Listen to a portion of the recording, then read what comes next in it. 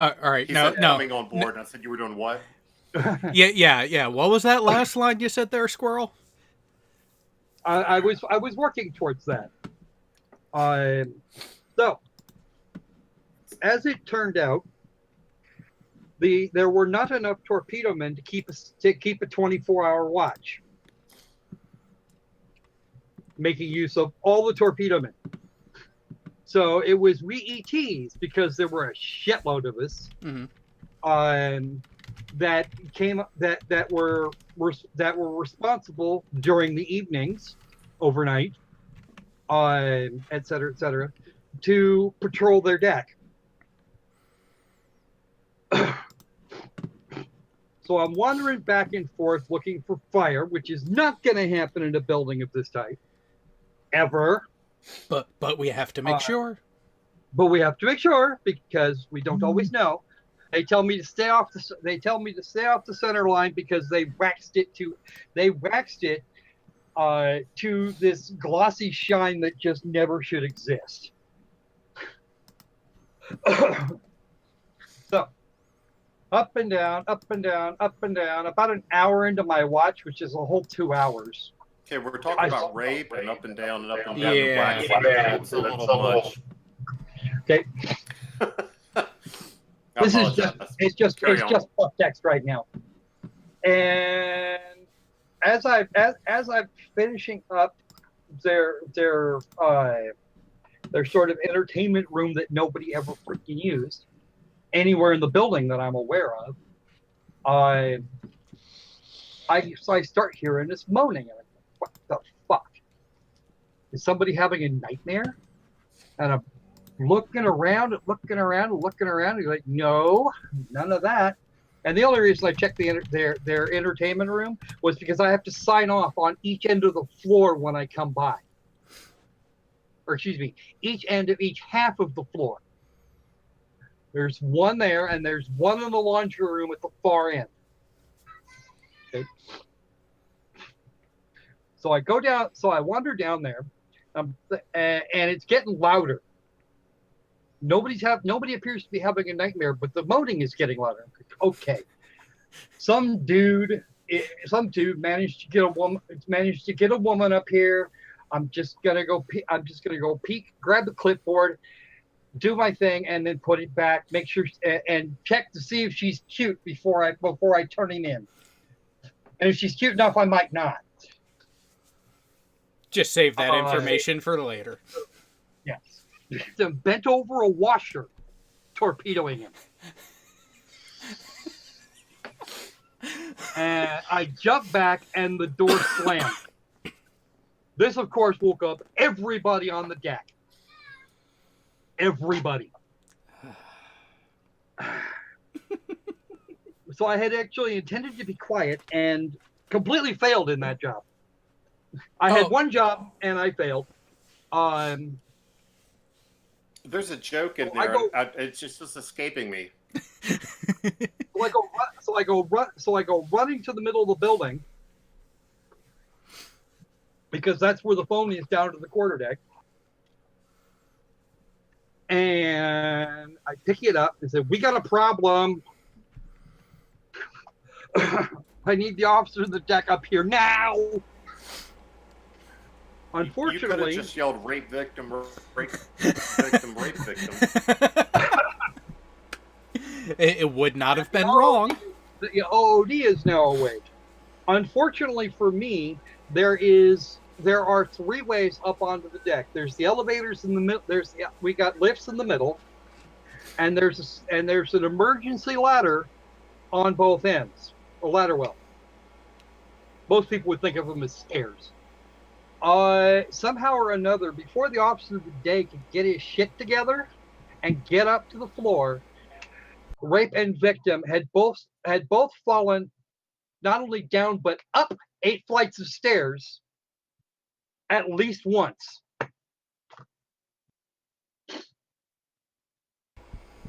Apparently the torpedo men on the deck, they didn't take kindly to what was going on in there.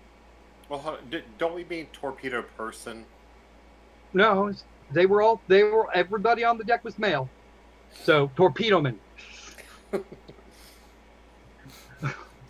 And it was I also remember when there were men working aloft, and now there's personnel working aloft.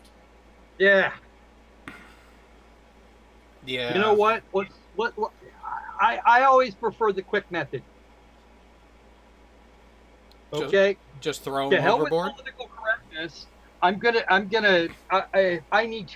I need to call somebody quickly, use the short version.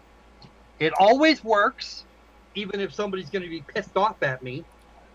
And no, and if it's an emergency, I haven't wasted all that extra time. So Well, that's what I always tell my wife. It's the short version. Just deal with it.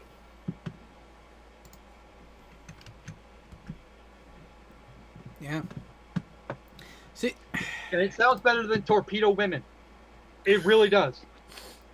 And I will not, under any circumstances, refer to them as torpedo people. wait. But think about it. Think about the fun that could be had they changed it from torpedo men from TM to torpedo person TP. Yeah. I got it. Yeah. Actually, there was a push 5 years ago to do exactly that.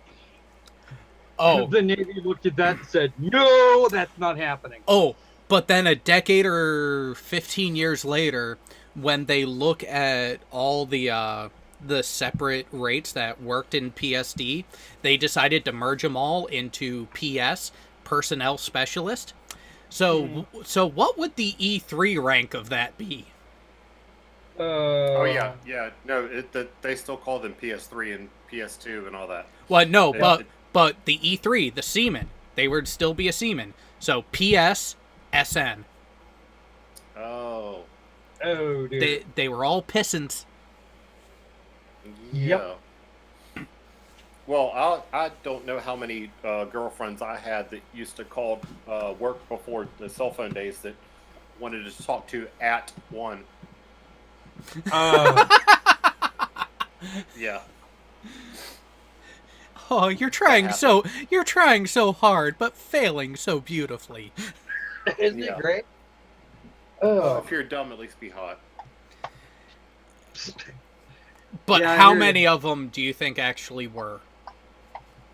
4 or 5 Based for the entire on Navy. my walks around the Navy Exchange, a few.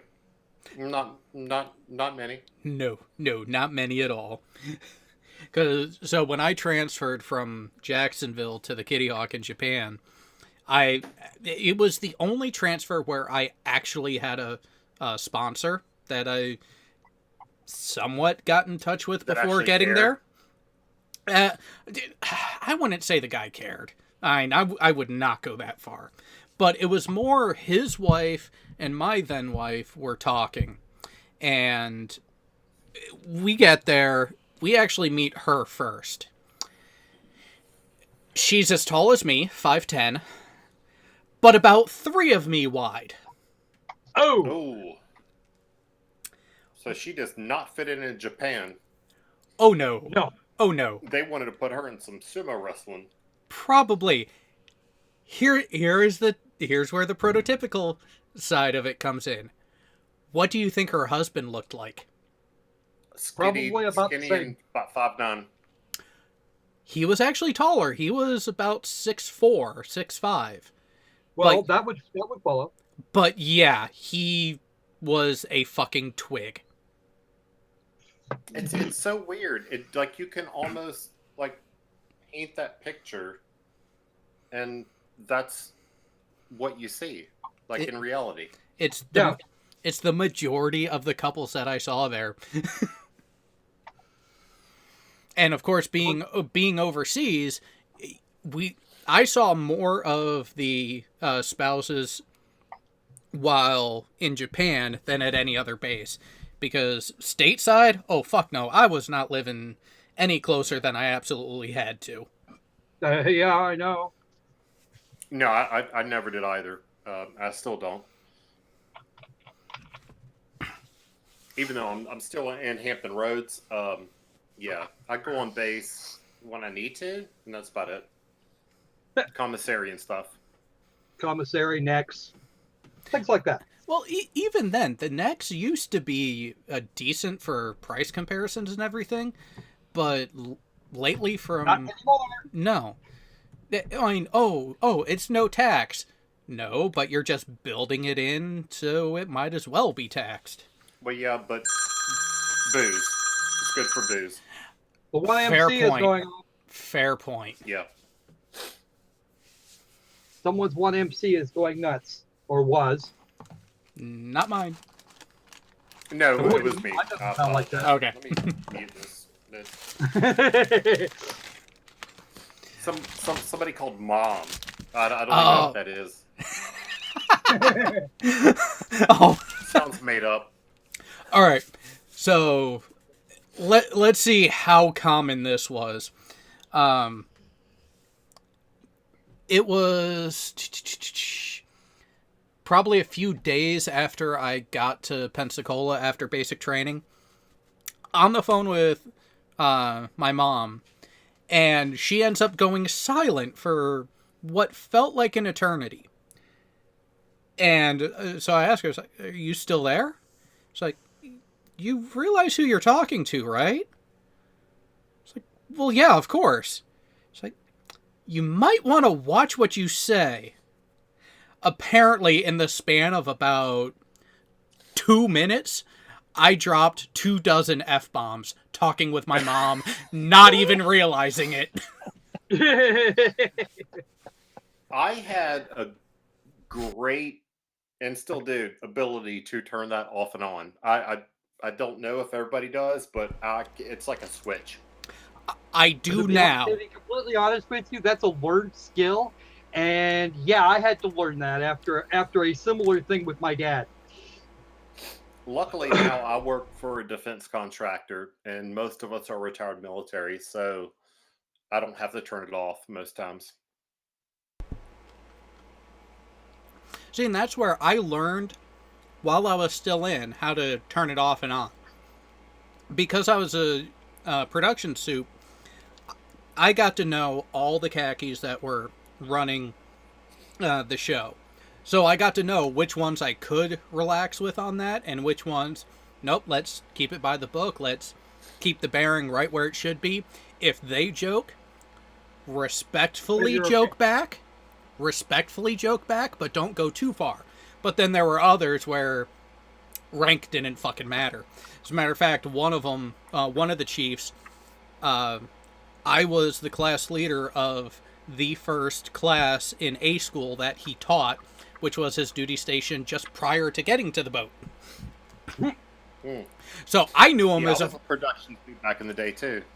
That's kind of where I learned some of those skills. And then when I ended up in the wardroom, yeah, that was a whole other, like the same thing. You figure out who you can and can't talk to like that. And mostly I gravitated towards the other prior enlisted O's.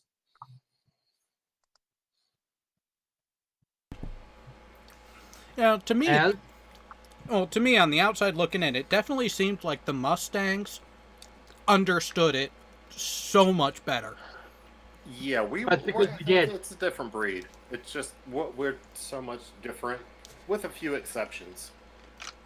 To be perfectly honest with you, that's because most of us are completely tolerant of that kind of shit.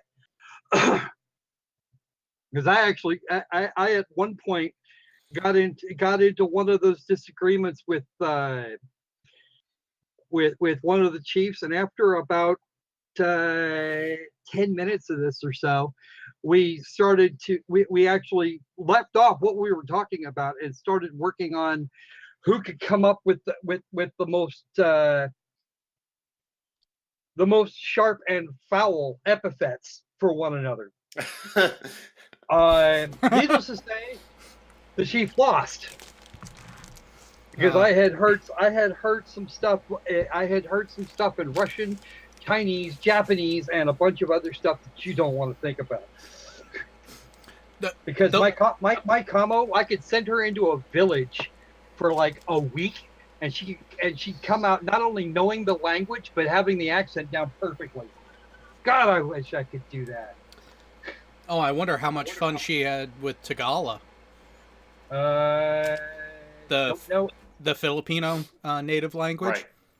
Philippines. Tagalog? No, we never went to the Philippines actually. Hmm. One of the very few places I haven't been. It's kind of terrifying.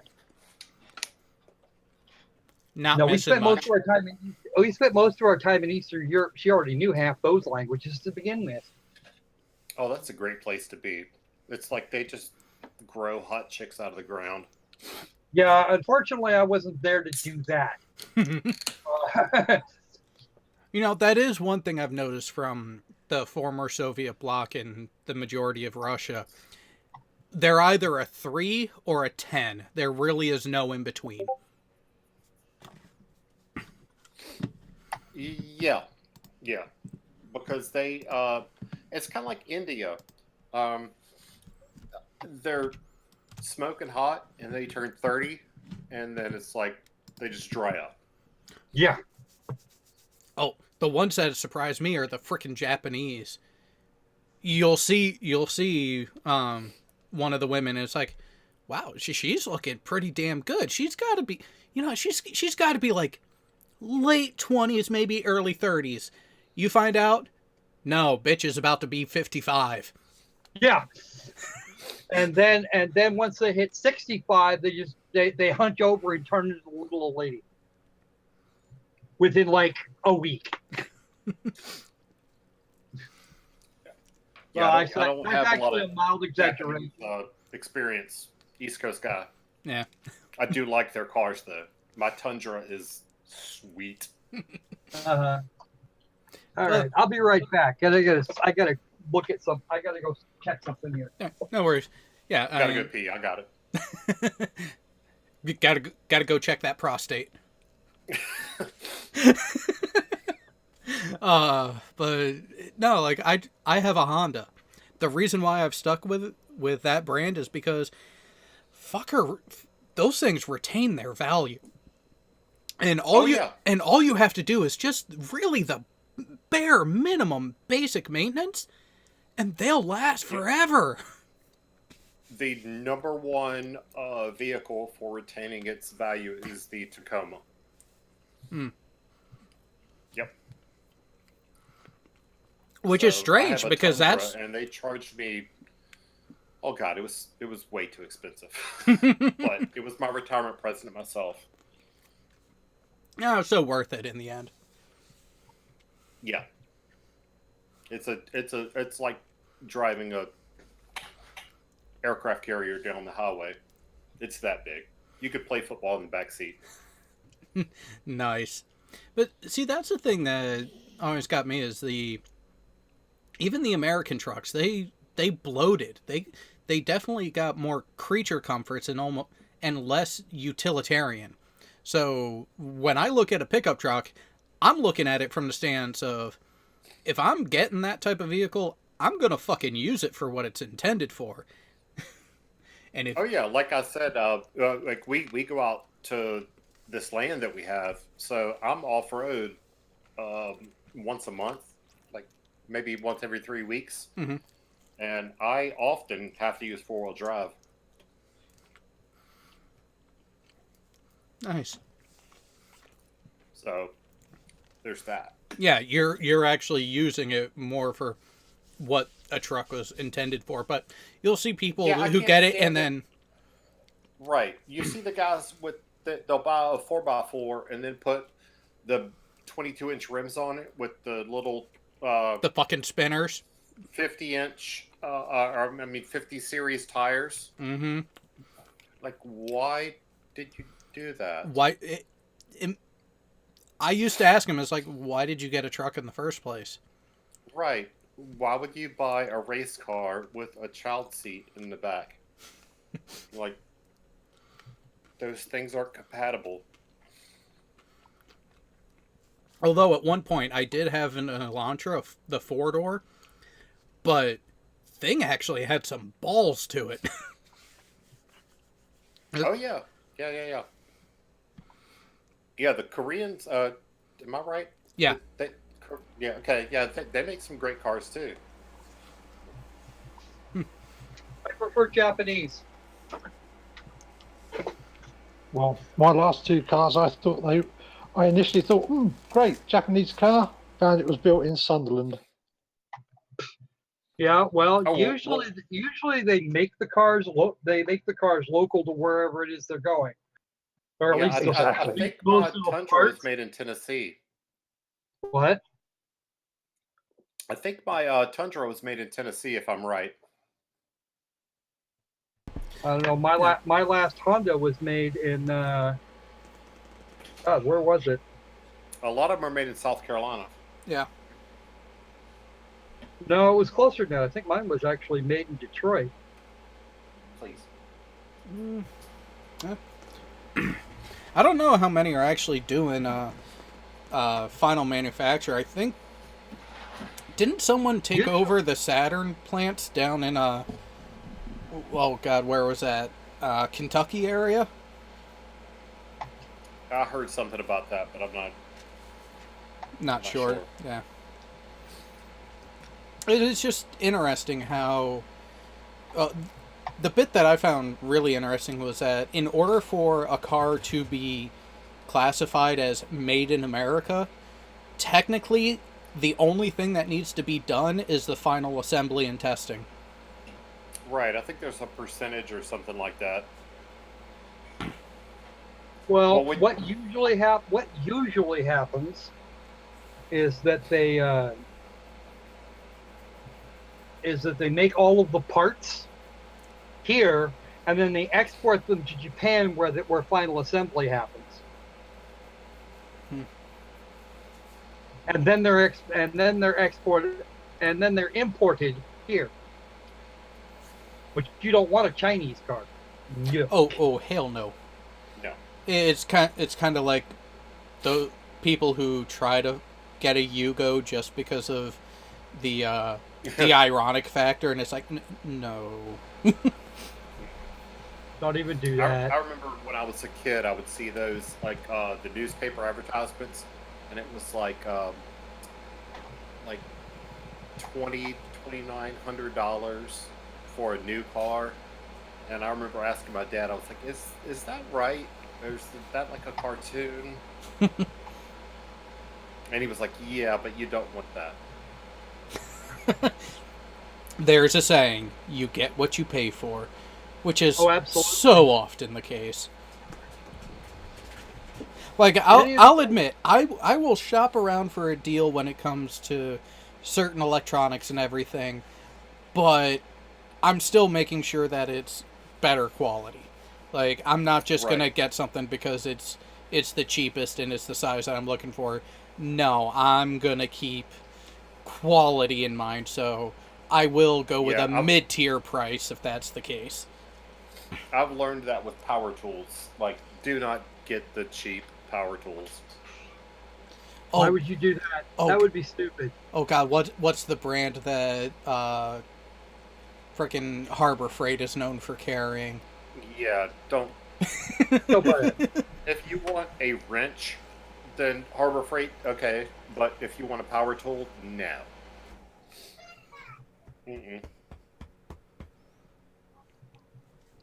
My view with tools is if it's touching if it's going to touch something that you want to look good, buy quality. If it isn't, it doesn't matter so much if it breaks. Unless, of course, you break it, drop it into an engine block, you'll never get it out then. Yeah, I guess so. Well, here's a story. My dad, they live on 6.5 acres in the woods, and when they bought it, it was all woods, and they had to clear it and all that. So he bought a steel chainsaw. Are y'all all aware of that brand, Steel? Yeah. Yeah. Okay. 32, I think we're going on 32 years later. That saw still runs like it did. With or without repairs. He dropped some cash on it, but that thing It and it's been used. But that's more proper maintenance thing, because anything like that, anything with an engine or wearable parts, you're going to have to do some sort of preventative maintenance and minor corrective stuff for consumable type of stuff. And if Oh you yeah, do yeah, yeah. that, it'll run. Yeah. With the exceptions of I've bought some power tools that they just don't last. They die in the first 5 minutes. The first year, I've run through so many that I quit buying anything except for steel or Husqvarna Mm, yep. because I use power tools a lot. Well, So those two brands I trust. The rest of them, I don't know how many I've thrown away. when it comes to like your battery operated drill or anything, what's your preference there? I like DeWalt. Yeah. Yeah, I go The back one and I go not back and index is okay. see, I go back and forth between DeWalt and Makita. I've heard good things about Makita. The thing is, I bought one of these kind of like a boombox style radio that Mm, you can plug the battery in the back of it to charge it. yep. Um, that's DeWalt. So everything since then is compatible with that. So, and they haven't failed me yet. Yeah, that makes sense. I actually killed the drivetrain of a DeWalt when I worked with Schneider Electric, but is because they some of the installs they had us doing, they were saying, "Oh yeah, there will be guys there to do this aspect of it or not, like cutting holes into the raised floor tiles that are used in data centers." Right, And right. You got the raised floor in there. yep, and some of them, the tiles themselves they're either typically rated for 2,000 pounds or 5,000, and if they're rated for two, one of those handheld drills, you can use a hole saw and get the routing access that we need. But if it's a 5,000 and it's concrete filled, oh hell no. No, you're going So, to need special bits and everything for it. so was the decision whether it's 2 or 5,000 pounds determined by if a Navy wife was going to be walking in there? uh, Partly that, and also the oh god, what was it? Whether or not they were going to be having any charitable functions, because you got to have the food trough too. Well, yeah. Why wouldn't they? Ha Got to keep the piggies happy. ha. I remember the first time I heard the term dependopotamus. I looked at the guy Oh, who said yes. it and was like, "What the fuck did you just say?" He's like, "Oh, you never heard of a dependa?" It's like, Yes. explain. It was like, "Oh, we stopped, looked around, and was like, see her over there," and he pointed to someone that was plainly a spouse. That was not as bad as that chick that greeted us when we got to Japan, but pretty damn close. He's like, "That's a dependopotamus." It's like, oh, okay, I get it now. And they're the rudest ones at the commissary. Oh yeah, oh yeah, especially the senior ones, or the ones whose husbands made rank quick, and it's like, oh yeah, look, my husband's this. It's like, yeah, but you're fucking not. Yeah. No, you're Yeah. not. I married my wife just a few years ago, and I told her, do never ever say my husband is an officer. Like, just don't even nope, don't even do it. That's a non-starter. So I heard the story. I don't know if this is true either, but there was a lady who jumped the line at the commissary, and someone said, "What do you? Why are you jumping the line?" She said, "Well, my husband is Captain so and so," and the other lady said, "Well, your husband has the same job as well, you have the same job as me. You fuck a sailor for a living." Oh, that is masterful.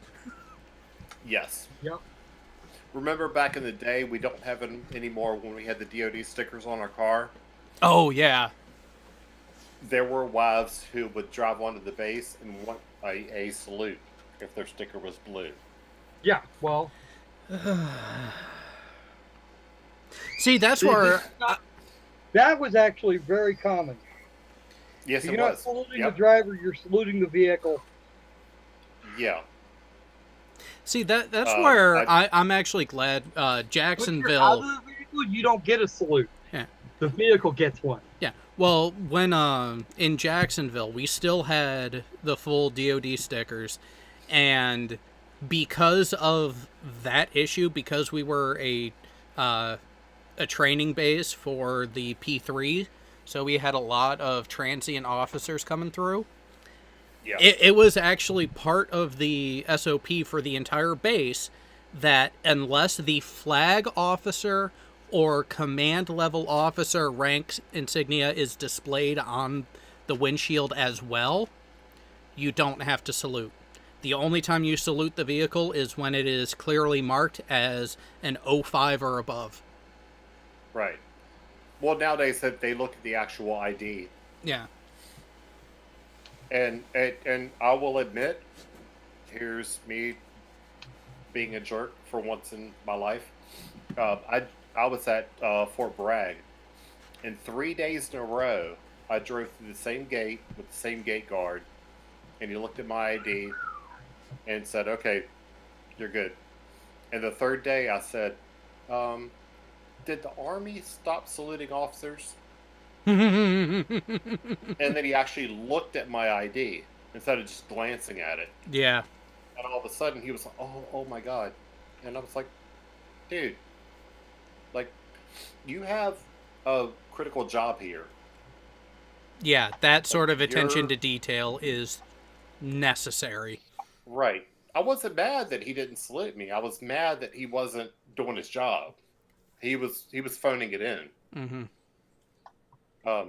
So I think that's the only time I ever did that. When people didn't salute me, like, okay, I don't want to salute you back, so we're good.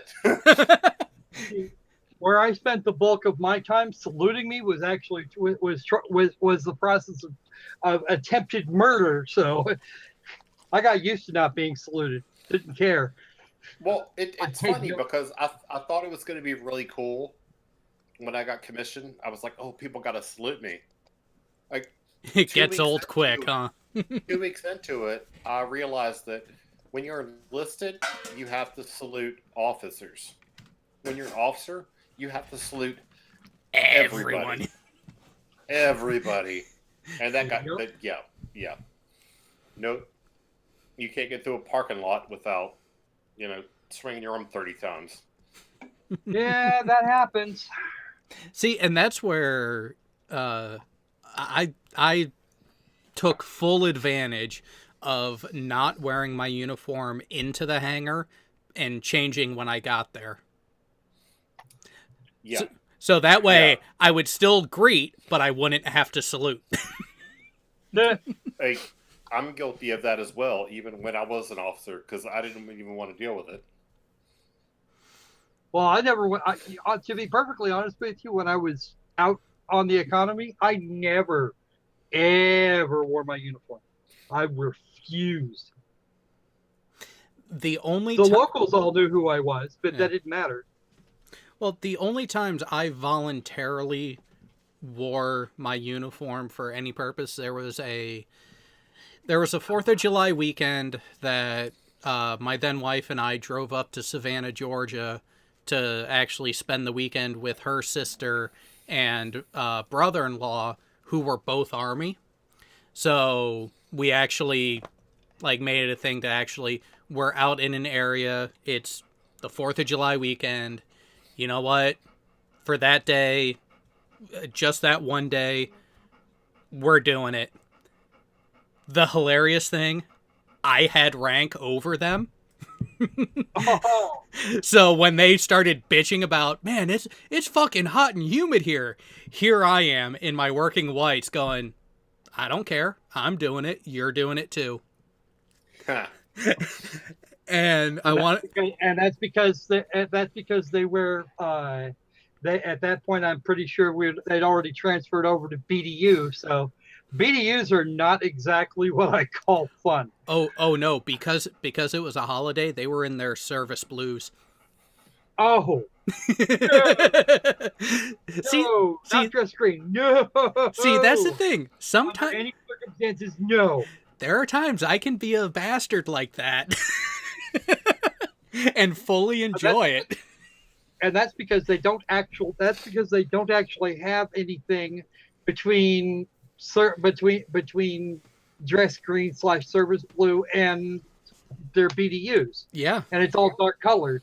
So it'd be hot as fuck. Mm-hmm. We, on the other hand, there was a difference between our dungarees and dress white / working white, or dress white / dress blue. So yeah, well, that was the thing. Well, that is the thing that I pointed out to them when they were like, well, why are you so comfortable in yours? And I told them, I was like, come here, feel the material. Because it breathes. Not just that it breathes. So I actually went ahead and, even though technically by the regs I wasn't supposed to, I actually did the CNT type of working whites instead of... yeah, I did that immediately. Oh, yeah. Oh, yeah. It was within a month of getting to Pensacola that I got my hands on my first set. So it looked nicer. It actually stayed cleaner than the boot camp type. And to me, just looked so much better. Yeah. And it was just that. It was breathable. They were like, wait a minute. This is your service uniform? This is your working uniform? It's like office work, yes. For summer weather only. They were like, wait a minute, your uniform changes to suit the weather? Yeah. Yeah. And it's because it has to. Yep. Because I've never ever seen, and y'all were in Japan and things like that, in Hawaii, so have y'all ever seen anyone actually wear the tropical uniform? I have not seen it, but I have seen it's in the regs. It's in the regs.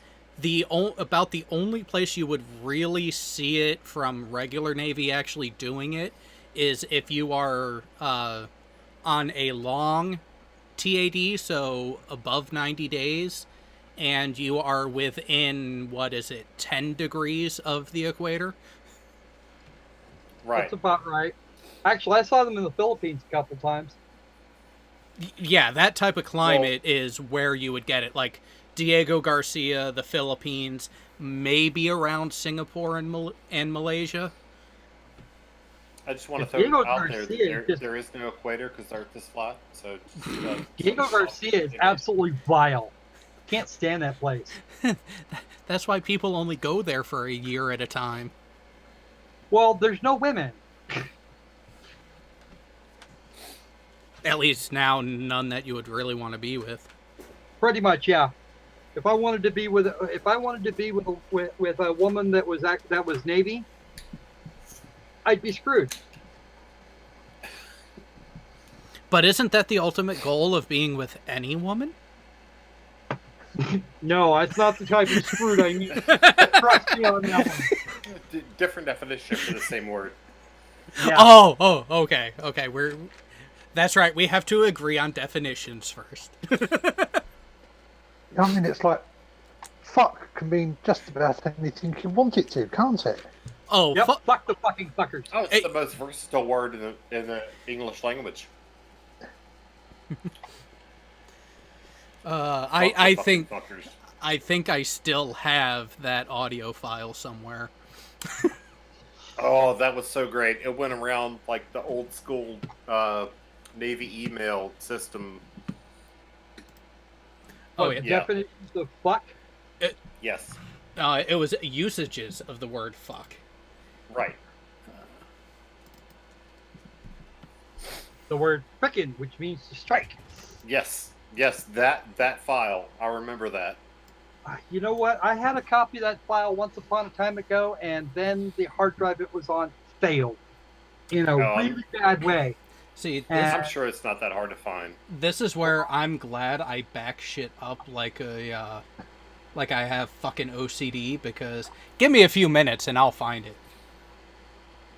And I won't even have to download it because it's already on the hard drive. Well, don't back up the things I say on here, because I may want to run for office one day.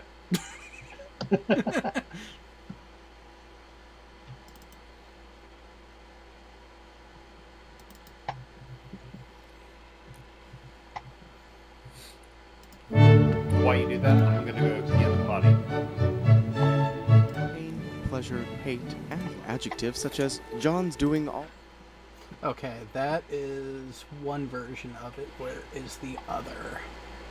I have a version. I just got to find the.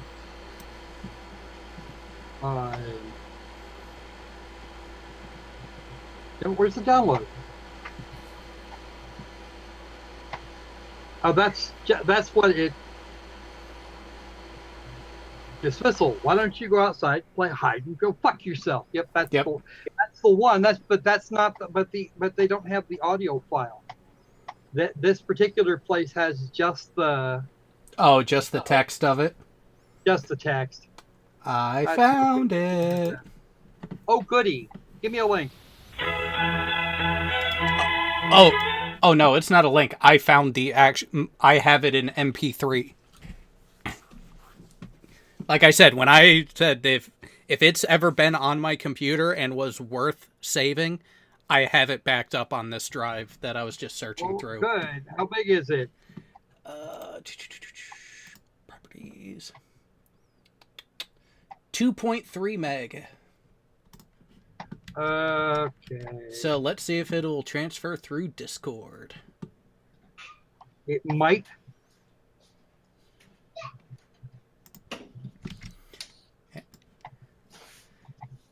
And I would play it over air, except I'm... Yeah, that wouldn't go well. Woot! Yeah, it's not Monty Python, though. No, but that's what it got labeled as. It I forget who actually did it. But that is the one that went around. I'm going to mute my mic for about 2.5 minutes. See if this is the one I think it is. All right, I'm back. All right, do you want the file too? I found it. Oh yeah, sure. I think I'd like to hear the file. You know what? I am going to put it on the mess deck. So it'll be in the Discord server for posterity. Oh, I didn't notice until today. Oh, the different sections? Yeah. Right. I'm not on Discord enough to get into that level of detail. See, and so for those out there listening who may want to join the server, being a veteran themselves, the way that I have it set up is really... I'm an Airedale. I was on aircraft carriers, so I pretty much used that as the basis for how to divide up the server and also assign roles. So all the cool kids are Airedales. Yeah. We had the most fun. So with that, when you first land on the server, you're on the flight deck. Your initial landing announcement area is the tailhook section. Then you have the plan of the day, which gives you the rules and directions. You have the CMC's office, who you always check in with as enlisted. And then the schedule, which is where you would get the link to join the panel, is in the flight ops section. Now, to expand the shit talk off air, you have the mess decks and shit talk central. The mess decks is for anything vulgar or not. Shit talk central is general conversation with an associated voice chat. And if for some reason you get in a disagreement with someone, That's what the fan room is for. Ooh, the fan room. Old school. Exactly. And then as you have time on the server and everything, so the moderators are the junior officers, the administrators are command level officers, and then myself is the lone flag officer because it's my fucking server, bastards. Correct. And all those people who have those advanced privileges, we have access to officer country, where the chat there is the wardroom. Nice. And I'm working but- on how to delineate a mid tier, so pretty much an extra bonus where it'll be the chief's mess. So, just going back to what you said about CMC. Yep. Believe it or not, every officer check-in sheet that I ever did had us go and see the CMC. Well, yeah, because Which is appropriate. Yeah, I mean, he is your senior enlisted advisor. Right. That's our go-to for anything liaison between the two groups. Yep, you bring it to him, he brings it to the goat locker, and then the goat locker handles it accordingly. And believe it or not, that worked pretty well. Oh yeah, and that's the thing. So my dad was in for 23 years from the mid 70s to late 90s. He pinned on Chief right before I was born. So my entire life prior to joining myself, I knew the interactions from observing the senior enlisted and how they handled things in both directions. So when I joined, and there was still a lot of that era of chiefs of senior enlisted running the show, I fit right in because I already understood how things worked from that standpoint. Right. But then they started to retire and shit got super political for advancements and everything, and I did not play well with others in that environment because I was opinionated, but I could back it up. Which never goes well. Right. The party line is always a little better, which is why I retired as a lieutenant. Yeah. Yeah, I have a feeling had I gone a commissioning program, I would have been in a very similar boat. Yeah. Going from aviation enlisted to surface officer, not a good recipe. Now, what exactly would you say was the biggest hurdles in that change? The attitude. In aviation, it was a lot more laid back, Mm-hmm. and about the little things. And when I became an officer, it was more. They what I call they majored on the minors. Mm. So the little things became big things, and I was like, oh, okay. This meeting was going to start at 8. I'm here at 8:01. Okay, and it just the difference in culture. And I think if I had began in that culture, then that may have worked better. And so when I switched from there to NEC and then to Spec Ops, it went back to the more laid back culture, and then I thrived more. But by then, I was done, and I was already looking for a way out. So. Plus, I had a son by then, and I wanted out anyway.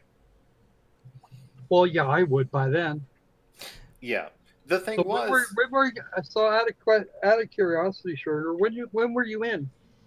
95 to 2017. Really? Yeah. Um, and the funny thing was, when I was a SWO, um, I would always get these reviews that um, you could drive a ship like nobody else, but you're not a team player. Um, you can you're a great ship handler, but But you there's always that but, right? right. So the thing that I was actually there to do was great, but you're not in the wardroom you don't sync well in the wardroom. You kind of have a reputation outside of the job itself. Right. Yes. Right. You have to maintain it. You have to suck all the right dicks. Right. And that's it's funny because I used to have this saying, let me go shut my door. I'm going to say something. Let me go shut my door. Yep.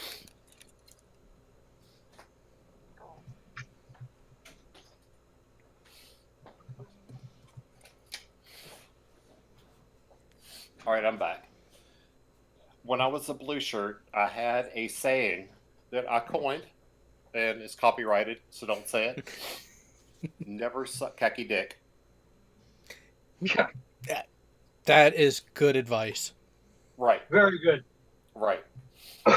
And I carried that into when I became a khaki. I once had a department head. We were at a meeting, and he said, "Hey, when am I going to get this report?" And I was like, "Oh, I'll get it to you after lunch." And he was like, "No, when are you going to get it to me?" And I looked him right in the eye, and I said, 1428.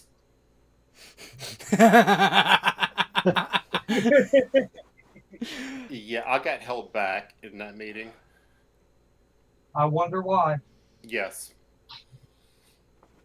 Like that was the difference in aviation and surface. Like after lunch, okay, all right, I'll look for it. In surface, no. Mm-mm. So that's where I was in culture shock. Well, it seems like on the surface side, they didn't understand the whole prioritization, where that's all you deal with on the aviation side is recognizing what is a Pry 1, what's a Pry 2, and what can realistically be a Pry 3, and handling all the tasking you're getting appropriately.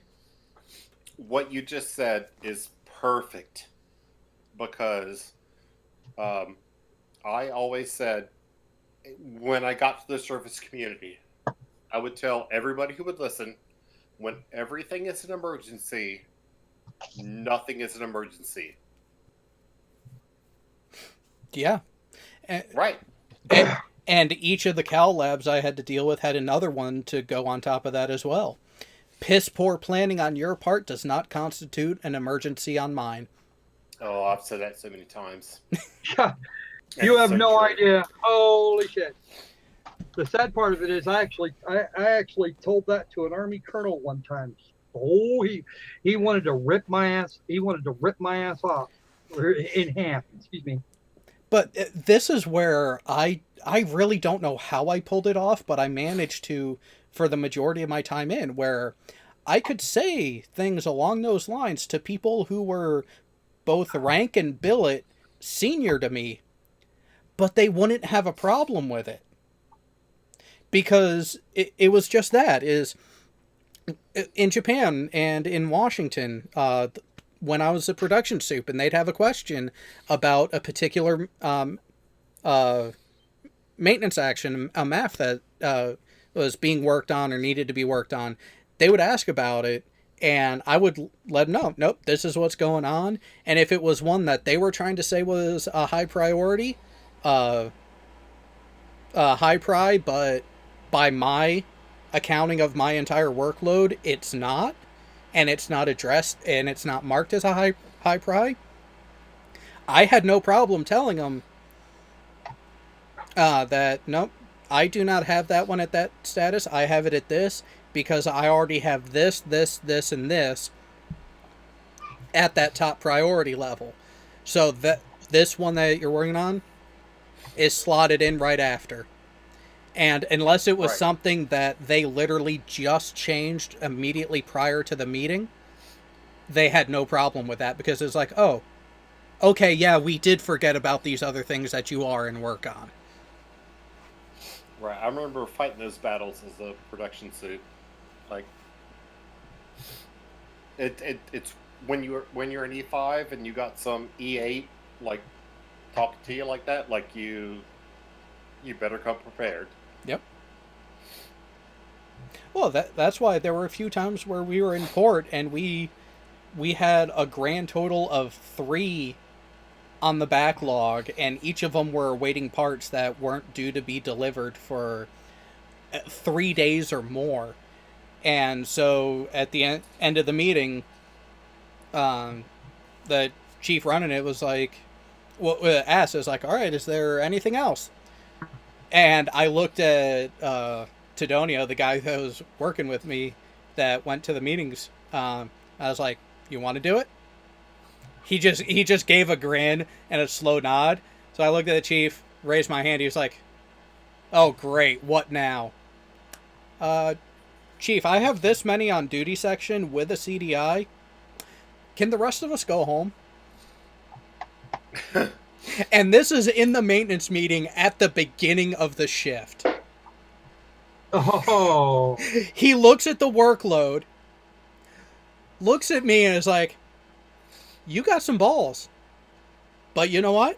All your shit's covered, and your shop has been the example that everyone else needs to be at for the maintenance programs. So shit. You be by your phone. All the rest of your guys, if they're not on duty, see ya. Yep.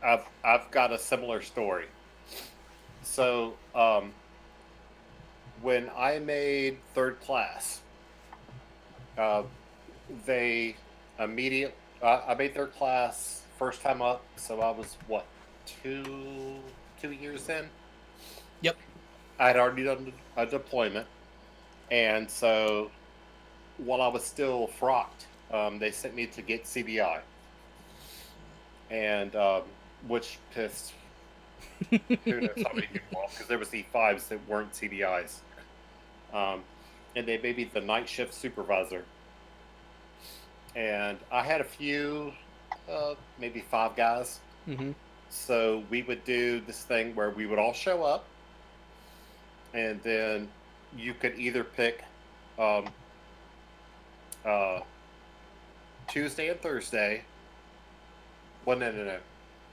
If you got the Friday, you only got one other day off.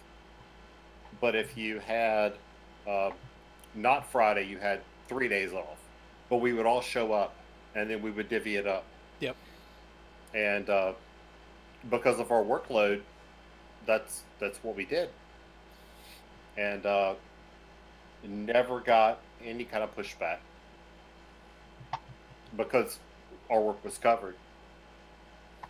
And that made me the I think I was the number 2 or 3 EP as a 3rd class, and that's how I made 2nd class first time up.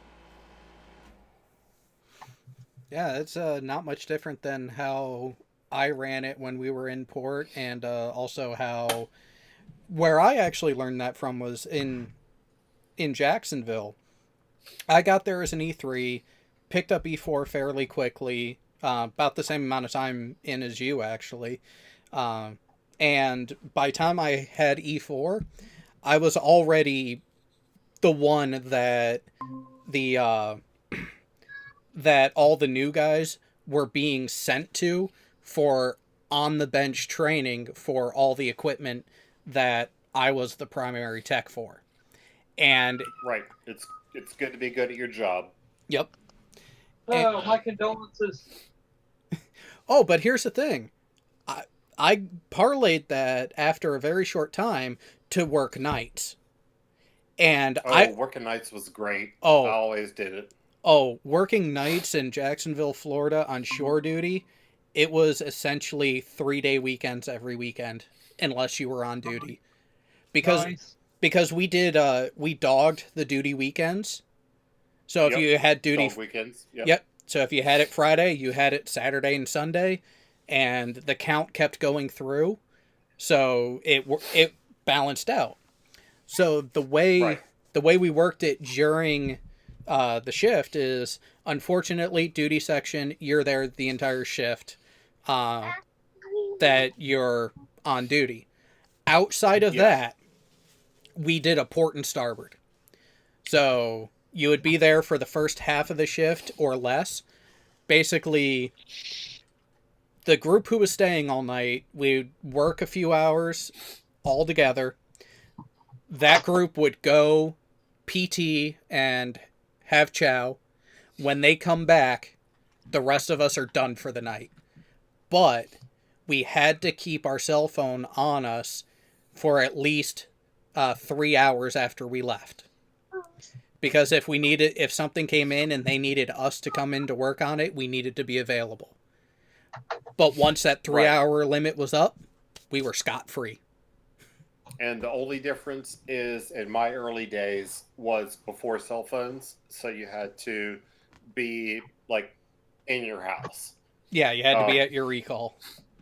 Right, and here's the big difference, as I was just talking about, between air and surface. Those little things that we would work out to make everything happen and still get the work done, it did not happen in surface. There was just none of that. You were there. Yep. Sitting on your ass. Now, and this is where, after I got out, and I was working for Schneider Electric, and at some sites, like if I was there for a major install and there was someone who was a basic laborer, and they find out that I was in the military and they start picking my brain, some of them were like, well, I've thought about joining. It's like, well, what has held you back? And it's like, well, I've heard all of this about it. And they would give this laundry list of shit to deal with. And I would give them the honest answer and let them know, is this concern a service specific one? Like, are you worried? Is one of the things that is kind of a negative? Well, that only applies to like the Army and Marine Corps. Like the fucking 4 a.m. mandatory PT just about every goddamn day. Right. The Army's the worst. Yeah. I dealt with them. They're the worst. Yeah, and so and it was just that. It was giving that accurate feedback and giving them that dose of, well, this applies to where I was, this doesn't. But when I was talking about the Navy specific stuff, told them the biggest thing that I told them is, do not go to boot camp without picking a rate. Mm-hmm. Do not go without Absolutely true. Do not go without picking a job, because Unequivocally, absolutely true. You will get fucked so hard no matter where you end up. With Two, the lube. yeah. Two, choose your rate, choose your fate. While the ASVAB may limit your options, before you decide, you do not have to decide right then when they put it in front of you which rate you want to sign for. You do have a couple days. Think about it and make a sailor and talk to him. Exactly. But me, I already did my homework prior to that, so I already knew what I was getting into, and I already knew the area that I wanted to go for. I wanted My next door neighbor was a retired chief, so he went with me to the recruiter. Yeah, and my dad was a chief. A couple of his friends that we spent time with when I was growing up in Connecticut were either first class or chiefs as well. And this is the real funny bit. This is how you know that certain segments of the Navy specifically are a small community. My dad was a nuke MM, retired as a senior chief.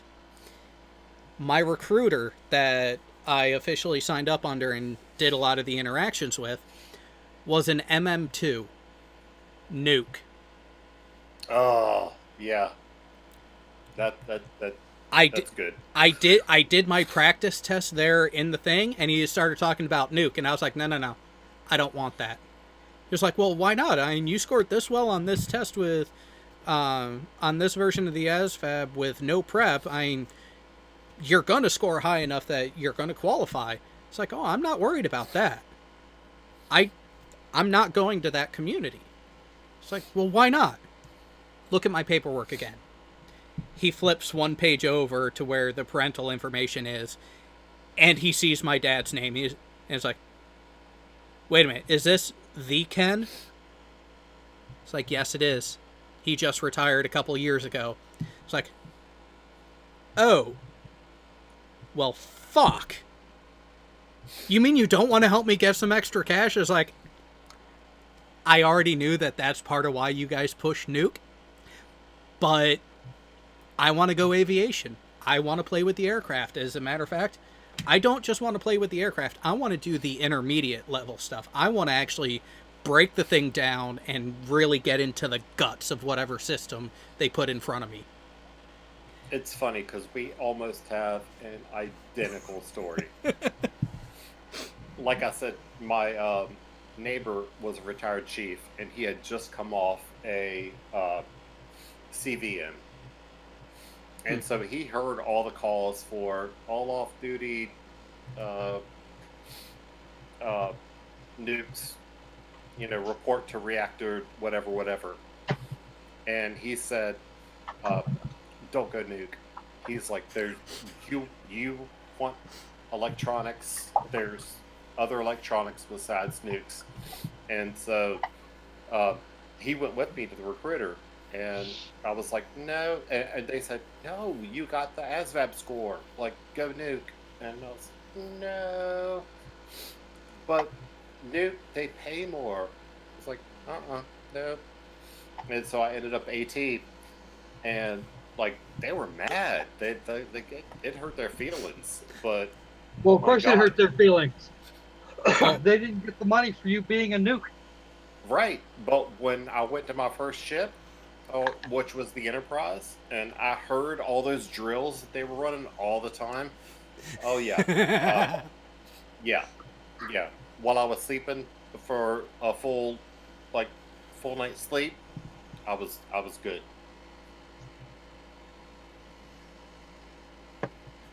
Yeah, the ODark 30 calls to report to the number 2 MMR. Yeah, we don't want to do that. Yeah, see, what I find absolutely hilarious about that, there is one additional caveat to mine that actually solidified and made me thankful for the choice that I made. So I did the delayed entry program. I signed up and committed in April. I didn't go to boot camp until September because, well, I had a chick that I was dating in high school and I wanted to spend the summer having some fun before leaving. You gotta knock the bottom out of that. Oh, yeah. Oh, of course.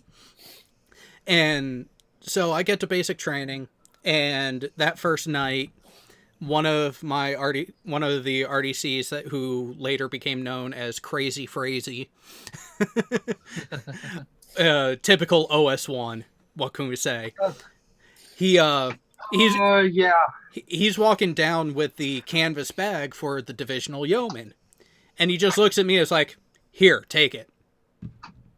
And I look at it and I'm like, oh, I'm not giving this fucker up. Because at that point, I showed up to basic training as an E2. I knew that if I kept that bag the entire time, I'm leaving an E3. That's where my recruiters actually did right by those of us in the DEP program through that recruiting station. That's pretty sweet. They let us know these tricks. Is like, if you get this job, or this job, hold on to it. Because if you keep it throughout... One, so. Yeah. But But so I do the divisional yeoman job. Once everything gets shaken out and all the positions, divisional positions, are filled by the end of P days, the RDCs position the people appropriately. But me being the divisional yeoman, I'm right there in the first rack right when you walk in. It's myself and the master at arms. So we're there front and center. We actually got really fucking good at doing the tornado drills without saying a goddamn word. We had no auditory cues or nothing, and we were always the first one to remake our racks after the RDCs had their fun. So, but towards the end of training, so this is a couple nights before battle stations, I hear that the senior enlisted are visiting boot camp to see how training is being done. So they're going to be around. There were a bunch of them staying in the compartment below mine. So the first night they're there, I don't remember what I'm doing at my rack, but I'm standing with my back to the door. I hear the door open and the watch charge down the hallway to challenge him. And I pay attention at that point because it's like, okay, the RDCs are already in here. Who the fuck just came in? And I hear him call out a couple senior chiefs and a master chief. Like, oh, okay, they're coming up to see what's going on and see how what's going on in our neck of the woods. All right, fun. Then I just get this feeling like I'm being watched. Because you are. Oh, fuckers had me surrounded. Oh, damn. I hear one of the senior enlisted academy showed up. Yep. I had one of them broke the silence by saying, "Hey, is your dad Ken?" Oh, so you're hooked up. So I'm like, okay, before I shoot off at the mouth, let's turn and survey my crowd. And I turn and I see senior, master, senior, all of them subfleet. And don't overplay it. And I was like, okay, just be firm, but don't be disrespectful, and just be honest with them, because I know what they're going to ask. And before responding, I said, my apologies, but who was it that asked? And didn't say anything. Master Chief actually just kind of half rose his hand. So I was like, actually, Master Chief, yes, that is my father. Oh, how's he doing? I haven't heard from him in a while. He's actually doing pretty good. He retired just a couple years ago and is now working for this insurance company running their IT department. It's like, oh, I knew he would do that. And then one of the senior chiefs, so when are we going to see you in South Carolina? What? With all due respect, senior chief, You never. He was like, what? Oh, he thought you were going to prototype. Yeah, he thought I was going nuke. And I was like, That wasn't happening. oh, That must have been after. That must have been after the. That must have been after they closed Orlando. Yep. Yeah, this was 2002. I was actually pissed off about that. They closed down my boot camp. Yeah, Actually, I was one of the last classes to get through Orlando. actually, that's where they sent my dad from. They sent him from Michigan down to Orlando, and the only reason why he ended up in Orlando is because he was going nuke. Nuke A school was right there. Yeah, I know. So was the ETA school. Yeah. Until, of course, they decided they were closing Orlando completely. They had actually built the face. They had actually completely constructed and had ready for occupation the back half of the ETA school, phase 2. And for some completely unknowable reason, well, no, I know exactly why. They decided they were closing Orlando and sent us all to Great Mistakes. Yep. Oh yeah, that's where ETA school is now, right? Yes, it is. Yes, it is. All of ETA school is now at Great Mistakes. And you know what their argument was? Save You know money. What? Save money. Yeah, I would No. assume. Yeah. Nope, that wasn't it. That wasn't it. It would be too difficult to move the boiler tech's hot plant. Well, there's no boiler techs anymore. So. As opposed to the micronuclear pile they had under Orlando for the purposes of training. All right, Alan. So, I Jared, am taking a look. Pensacola or Millington? Yeah, I was in Pensacola. Millington closed 98 or 2000 is when they relocated. I went to Millington in 95, 96. And they were closing it as I was leaving. Yeah. Here's the fun part. Did you know you didn't have to be on that magic list to be closed? Oh, they could close your base without being on without having been on the magic list. Great Mistakes got themselves put on the list, and then fought tooth and nail with the help of the locals to keep that base from closing down, to shut down Orlando. Well, yeah, MEPS used to be in DC, and MEPS moved to Millington, so there was some sort of probably a few congressmen in cahoots doing that. Ugh. Don't remind me about maps. Holy shit. The one in Seattle was just terrible. Oh, hang on. So, Alan. Oh, not MEPS. I'm sorry. I meant Viewpers. Viewpers was in DC, and it moved to Millington. Yeah. When Millington closed, they moved it back to DC. Wait, they moved the CNP back out of Millington? They have to. Oh, those bastards. No wonder why shit keeps getting lost. Well, they move, like they switch uniforms. How many uniforms have we been in over the years? Oh, God, just over the last 10 years, it's a ridiculous number. Right. Maybe we shouldn't even start that conversation, because that would take hours. You know what? I have a funny story about that, but first, I gotta ask. So, Alan, they recorded the basic training bits of the Full Metal Jacket where I did basic. Oh, that is beautiful. Unfortunately, I did basic a couple of years after they filmed the movie there. All the extras you see are all RAF recruits. Where did you do basic? RAF Swinderby in Lincolnshire. Sweet. Because they filmed the whole of Full Metal Jacket in the UK. I did not even know that. That's awesome. You know the big battle scene at the end that was supposedly filmed in Way during Tet, or it was Tet. Yeah, it was supposed to be part of the Tet Offensive. Yeah, that was filmed at Beckton Gasworks because at the time they were demolishing it, so they let him blow the fuck out of it. Sounds like fun to me. Oh, that is just a stroke of providence then. Nice. And the architecture of Beckton Gasworks was French in style. So it actually would work, yeah. It was perfect.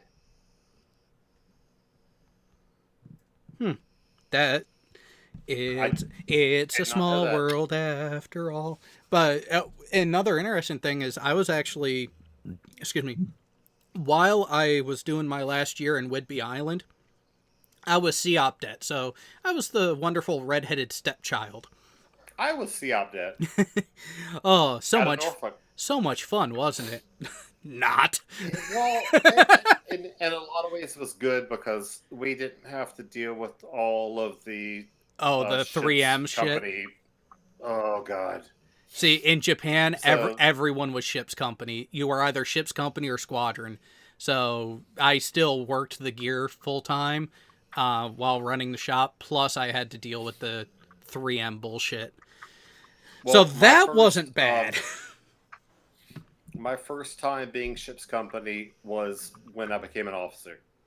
So I had double culture shock. So I went from an aviation guy who had never been ship's company to a surface guy officer who was ship's company. So yeah, Hmm. it hurt, Oh yeah, I mean it. except for the paycheck. well, that kind of helps at times.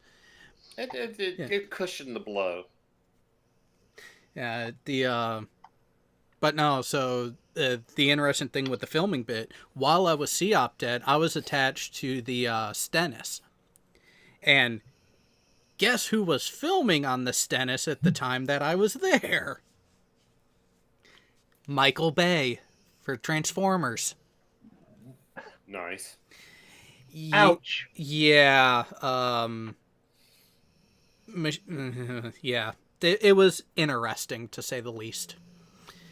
Because Megan Fox was actually out there for part of it. Oh, God bless her. And she is the biggest fucking bitch you will ever meet. Like, you want to talk overly stuck up? If she wasn't actively working on a scene, she was hiding in the stateroom that they gave her. Whereas everyone else, no matter the gender, everyone else, when they weren't actively filming something, they were hanging out with the crew, just being normal people. Which is what you should do. Yeah. Yeah. It's what I did. Like my whole career. Like you go hang out with the dudes. Yeah. So it was one of those things. Like, some people thought I was crazy because whenever like talk of, oh, what actress would you do anything possible for the chance to be with one night, she was Right. she was never on my list. Oh yeah, and I'm the same way. Like uh, when I was on Kearsarge, um, Halle Berry flew on, and they were like, "Oh, she's down on the in the galley." That, and I was like, "Why am I going to walk down there?" Like, she pretends to be somebody else for a living. If she wants to see me, she can come up here, knock on my door.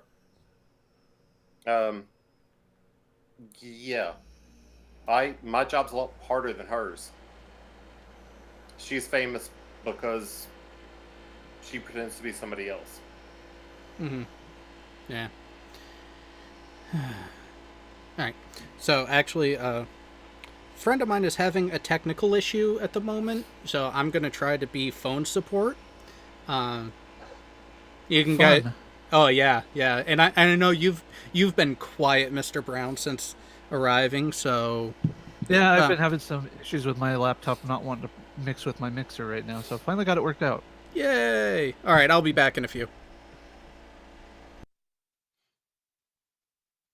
Yeah, Don't you just Neps in Seattle sucks, let me tell you. Lord Crux Squirrel, I know what you're talking about.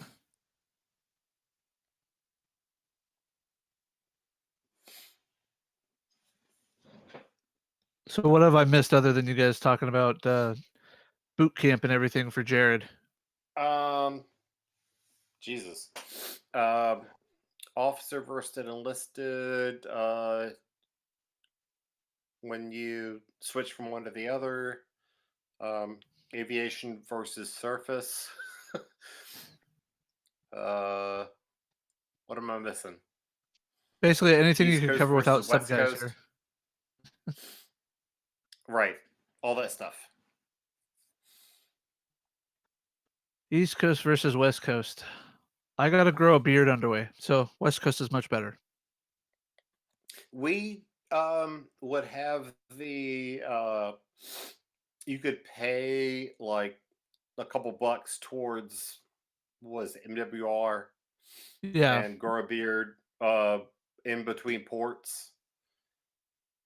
And then when I was on a PC, which is the best command you could ever be at, probably, um, we just did it. I remember being officer of the deck in shorts and flip flops on a PC with a beard. What's a So PC? a patrol craft. It's 185-foot um, engine. We could go super fast. We had a lot of guns. Oh, like a torpedo boat was during World Right. War II. We would, Yeah. when I was on there, we were patrolling sectors around the two Iraqi oil platforms in, I want to say 2008, 2009. So we were protecting those from anybody who would want to crash a bunch of. You're roboting pretty bad there. A lot of static on your line. Oh, my bad. There we go. Much Am I better. still? Yeah. Okay. No, you're fine. You're fine now. Okay. Yeah, we were patrolling around those two oil plats because there were folks who were trying to crash small boats full of bombs, basically, into the oil platforms to blow them up. That was Swick, wasn't it? Right? We were not Swick. We were like Swick Light, I would say. Okay. Just one of the A gangers that I knew from my boat went to go on to be Swick, and now he's going back to subs. So Yeah, we had a small-ish, like I said, 185 feet, very fast um, boat or ship, and we would intercept these small boats that were trying to come in towards the oil plats. And we got to do a lot of fun stuff. We got to shoot at them and shoot firecracker rounds at them. It was a lot of fun.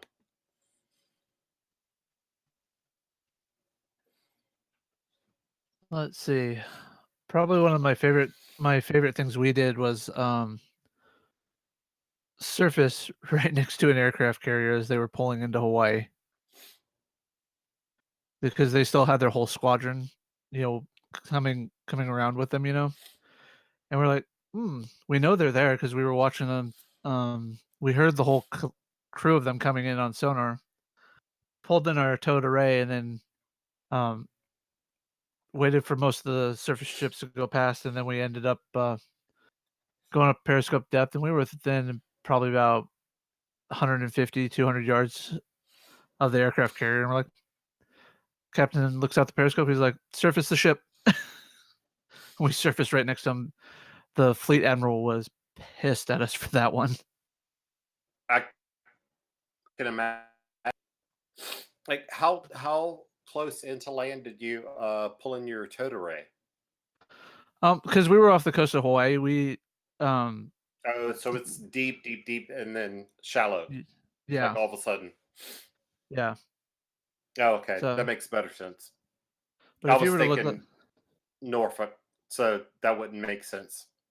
yeah, and since I was stationed out of Bangor, Washington, it's even closer, but still not as close as Hawaii for The continental shelf. yeah. That's not what I wanted you to do. Messing with my Google Earth. Trying to find the old Orlando boot camp site. I think I found it Blue Jacket Park, but yeah, that was actually that whole continental shelf thing was part of the reason why I didn't go to Kings Bay, Georgia. That piloting party and maneuvering watch would suck. Right, Balls. that's it's a lot more gradual I mean, hell, progression into port. I know Jared might not be fully paying attention, but I'm gonna present to you guys here. And just as I'm talking, you can see this is our continental shelf on the west coast here, and this is Right. where it's at for everybody else. Oh yeah. And Yeah. coming out of this part of Georgia here, look at all that continental shelf we have to sit over just to get out Right. to deep water. So Yep. At And least that's you've got. why our waves suck. That's why there's no East Coast surfers. no, they Hey. are East Coast surfers. They just have to come out to the West Coast. Be thankful that there is some deep water. The bit of coast off where I am Oh, is yeah. all is because I'm on that little just I'm on the little round lump on the back of the UK called East Anglia. Right over Just here. there. Yep. Right over there, just about a mile and a half from the sea. In fact, from my front window, I can see down to the river. The river rises less than half a mile from the sea. The river But then you flows save inland for 8 miles you save so before much swinging money around on anchor chain. and meeting the sea 22 miles after it rises. Yeah. Yeah. Yeah. Anchor chain. had We never used our anchor. we had 13 shots of anchor chain. One shot being 90 feet. I mean, out there you need what, 2?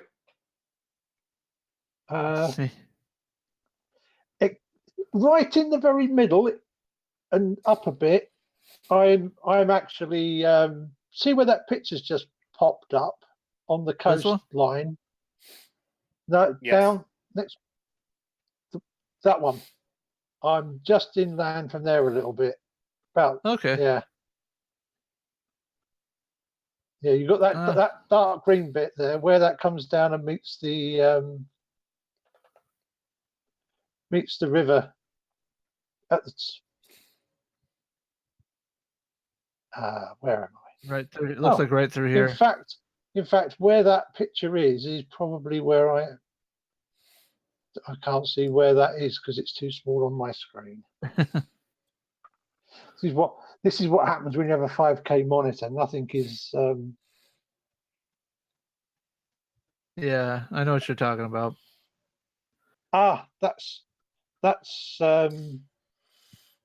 the church where all my kids were christened, baptized. So. All right. God bless them. Yeah, one of my I now live off of there, down in the river valley, just to the north of it.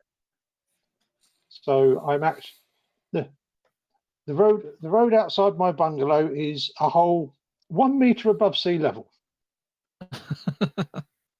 I walk down to the river.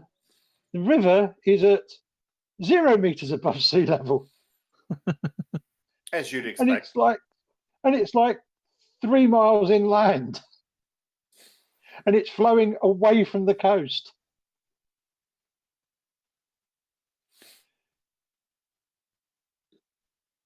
Because it swings around and goes down to that village called Acle, A-C-L-E, and then swings around and comes out at Yarmouth. But it starts just inside the beach. So it kind of comes like through this way here, like that. Yeah, it goes all the way around, comes out. The river's 22 miles long from where it rises to where it hits the sea. And it starts less than half a mile from the beach. It's only the sand dunes there that stop us being under a fair amount of water. My goal is to get to the UK one of these days. It's funny. I live in Hampton Roads, where all of the many of the East Coast Navy bases are, and we're right at sea level. So they're kind of hypothesizing that in the years to come, we may be fighting off some waters. Yeah, right where you're zooming in at. Yep. Portsmouth, right there. That's where I live. Yep. So the little thing that you see going across the water there, that's the Chesapeake Bay Bridge-Tunnel. And Oh, right, yeah. that's a tunnel. That's not actually land. Right. No, I know what you're talking about. Right.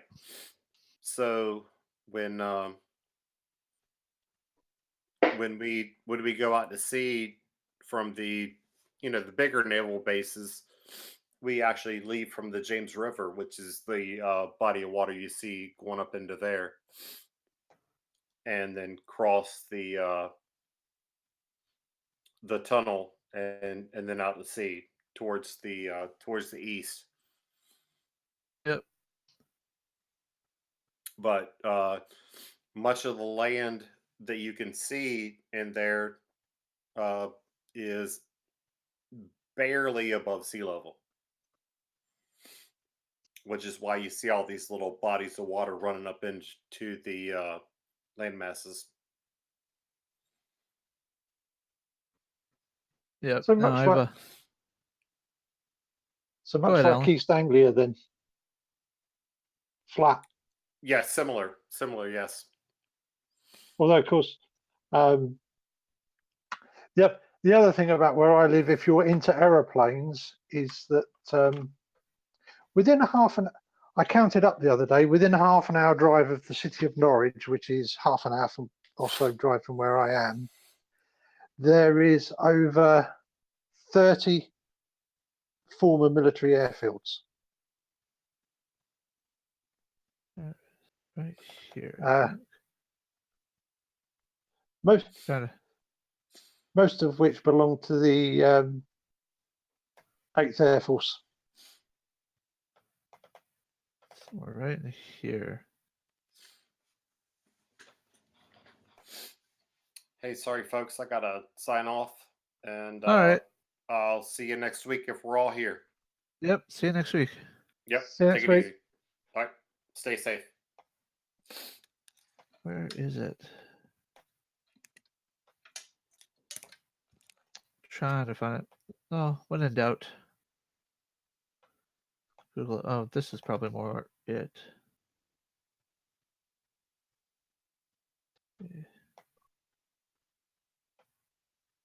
Trying to find the right river delta here. All right. Well, I'll zoom out and try it again. What I'm trying to find is St. Mary's River right in here. Probably right here. This is where the other major ballistic missile submarine base is at.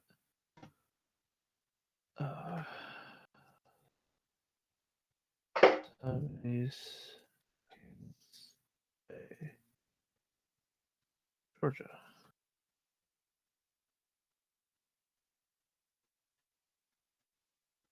Oh, here we go. I was a little off. Where is it? So, yeah, this is where they have the other.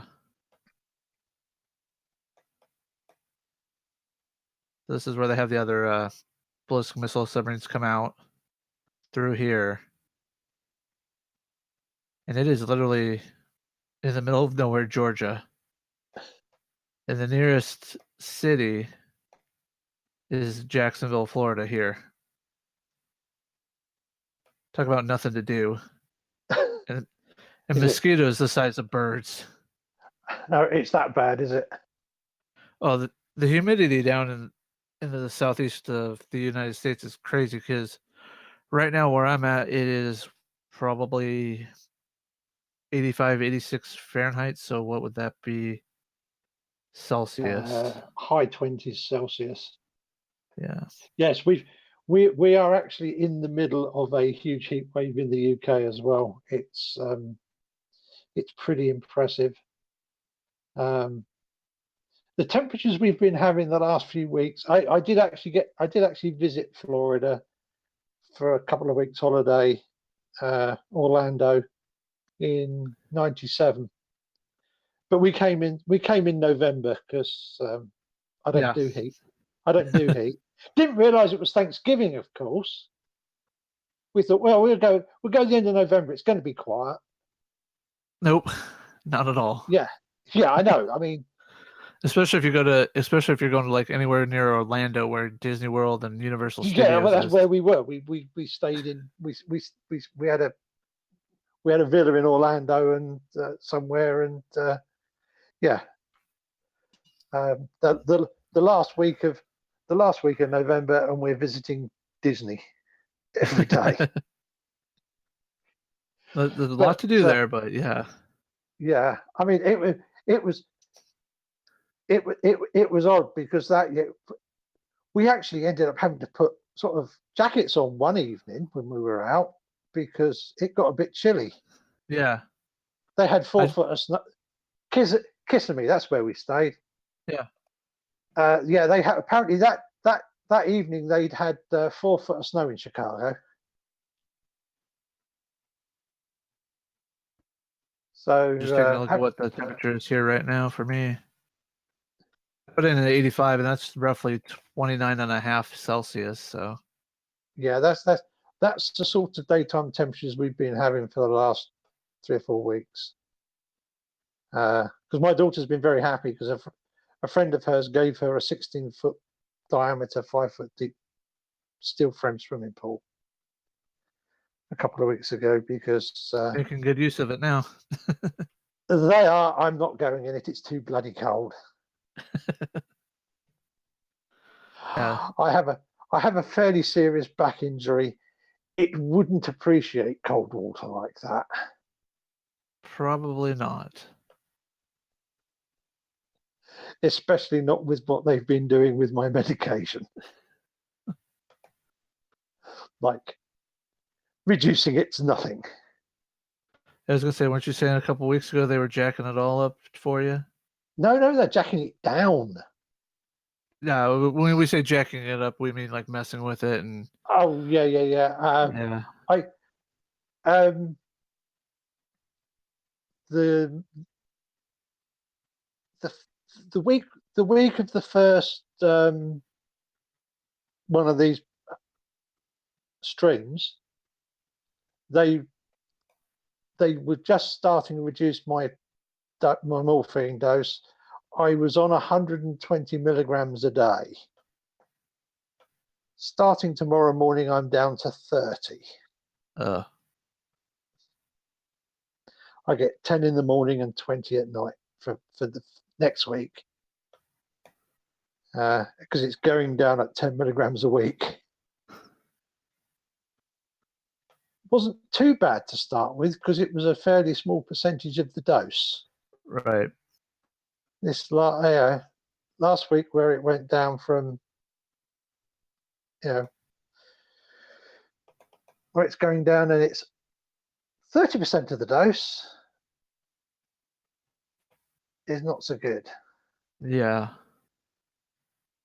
I can imagine. I had family members that have been on pain pills for quite a while too, so when they start getting weaned off, it gets a little.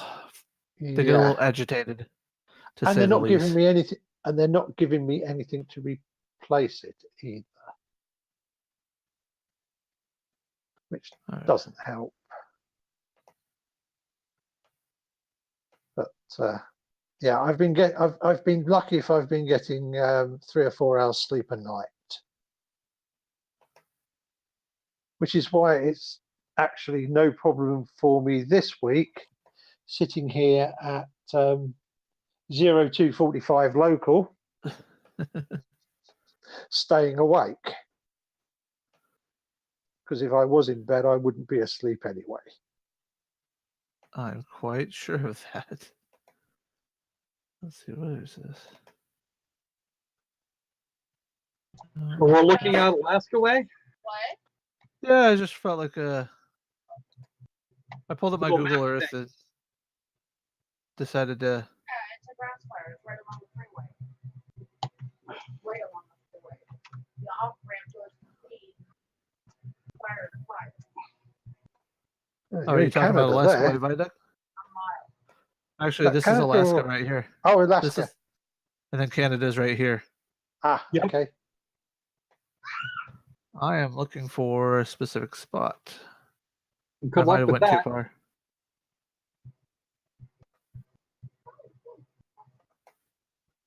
Skagway is up here, right? Yeah, this is Skagway, so that means Tracy Arm has got to be like right here.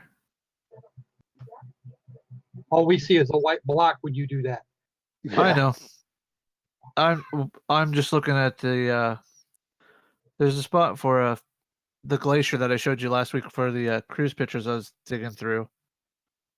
I was just looking to see if I could find them because it's just south of Juneau, and I think it might have been like right in that area. Actually, yeah, right in here. This whole area here is where we took that cruise ship through, and we got all the way up to like right about here where this picture is. Don't know if you can see that very well, but We just see a white square. yeah. But basically, right where this picture is here, this is where we were just turning circles, looking at the glacier from here. Earlier in the season, they actually get like right up to here, if not closer.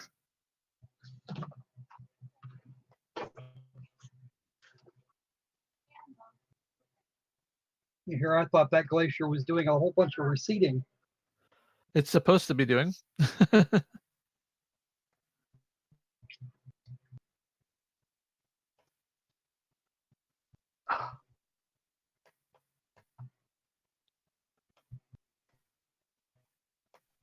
And here, if you've ever read the book Blind Man's Bluff about the cable incident with the halibut, it's right in this area here.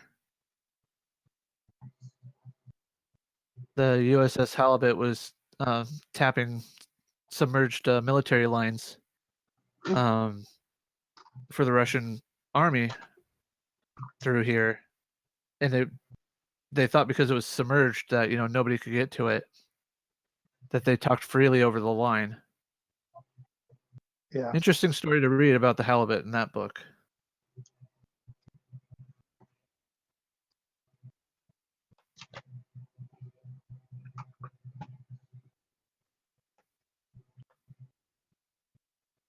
Let's see here.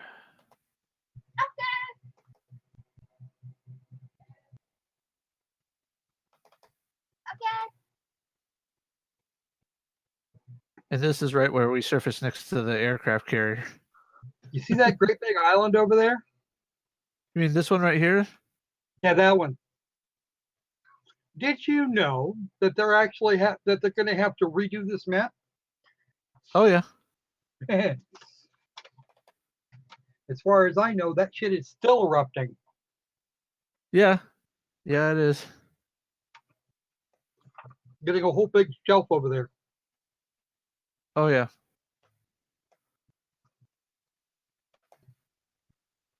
So what's funny is like all these seamounts right here are the next set of islands getting ready to. The next island is set to form in the chain. Mm-hmm. And they're Well- going to keep drifting away sort of northwest as well, aren't they? Yep. Yeah, a little bit. To right about here is where it goes. You can kind of see that it trails up towards the Aleutians. So See all those little dots? Yeah, those are still Hawaii.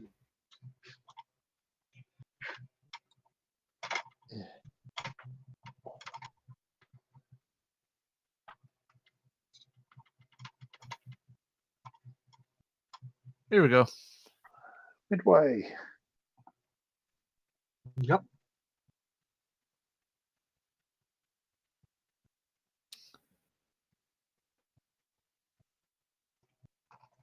We lost a whole bunch of people trying to take that out. Yes, we did. Japanese Trying to- lost, but we lost lots. Yeah, we did. My uncle, who was a enlisted aviator, missed out by a couple of months on the Battle of Midway. I should think that would have been a good thing. It was for my family, but you still feel bad for the other. Still feel bad for the other families that lost. I agree. Oh, yay! Not wanting to respond right now. There it goes. You have to love the machine to get it to work properly. Pretty much. There we go. I don't want to watch YouTube. I don't hate Jared enough to get him a copyright strike yet.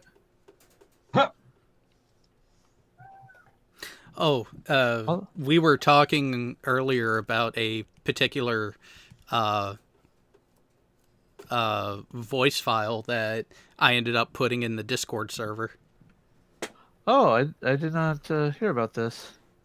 It was one of the things that Schrodinger forgot that we had talked about, and is the English language and some of the words and their usages. And I found both versions of the uses of the word fuck. And why you can complete an entire sentence with just using that word? Yep. Uh-huh. How'd that work again? Oh, yeah. Fuck the fucking fuckers. I had a friend who's If I gone said down that, this- if I said that during movie night, Si'd be pissed at me. probably. Oh, there's no Is it probably to it. Is it a little? How do I know which way is truly north in this picture? Straight through. I just find it funny that this is, and I know it's going off of the prime meridian at this point, but Yeah. I just find it funny. Actually, from this location, all directions are north. I would agree. Well, that's I have that's why I said straight through. I had a friend last summer was patrolling around this area on a research vessel for some, I don't even know what degree she was working on at that point. She's on like her third or fourth degree. But she spent the last like 4 summers. This summer she actually took off, but going down to Antarctica. I tell her every year that she made that post, I hate you. I want to go. Been there, done that. It's cold. I'm sure it is. No, really, it was cold. Let's see, Jared. Can I just magically get there just by zooming in? Oh, on Great Mistakes? Oh yeah. Probably. A little bit north of right about here, right? No, it's not that far up Waukegan. It's It's close. in Waukegan. It's in Or Waukegan. it's actually near Waukegan. I thought it was south of Waukegan. Nope. If you zoom in on Waukegan, you will find it. Because we could walk off the base using any gate, and we were in Waukegan. Oh, Really? Okay. That's why I thought it was down more towards North Chicago proper. That's why. Nope. It's in Waukegan. And it's not going to be by that airport. No. Nope. It's actually more inland. It's slightly off the water. Actually, I think. I thought it was the RTC side of it was on the water, like the far end of it was on the water. Not that I recall. I don't remember it being on the water. No, I remember. I remember something about that. It wasn't far off the highway and the main drag. That much I remember. There we go. Yep, right. Yep, there it is.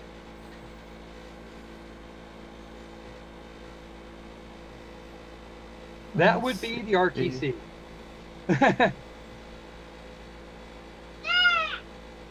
Oh wow, it has changed. Yeah, it's changed. It's changed a lot. Oh, Yeah, all of the old building was barracks. right here. Yeah, all of the old ones are gone. They built new ones so where there's only a couple actual berthing barracks now, and all the insides are designed more reminiscent of a ship in the fleet. Yep. Plus, Battle Stations is no longer running around the entire base all goddamn night. Yeah, Those lucky sons of bitches. because the opening part to my building was right here, like the main entrance. Grinder was right here. The other buildings.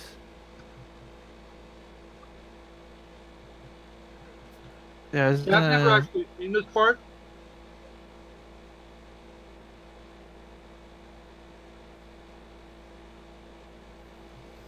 But if you go north, I've seen a lot of that.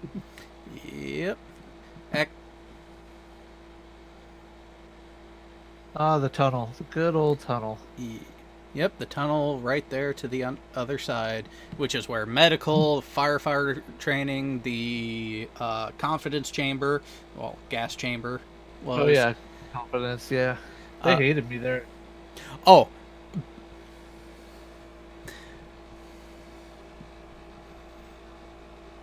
Yeah, they hated me there because I was actually so stuffed up from my allergies because I went in August. I couldn't breathe very well through my nose. So they just kept pouring it on until I was the only one left. They're like, and they were coming up to me with their masks on, like, "What the hell's your major malfunction?" I'm just like, "I've got allergies." So I had to come back a couple days later after I'd taken some allergy pills for medical, and they're like, "Okay." I still lasted for like 3 or 4 drops, so it was pretty funny.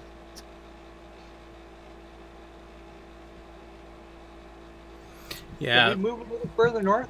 Well, when I went through the confidence chamber, it was, of course, they did it both as my division and our sister division, and because That's what we did too. yeah, because I was one of the yeomen, I was actually the divisional yeoman.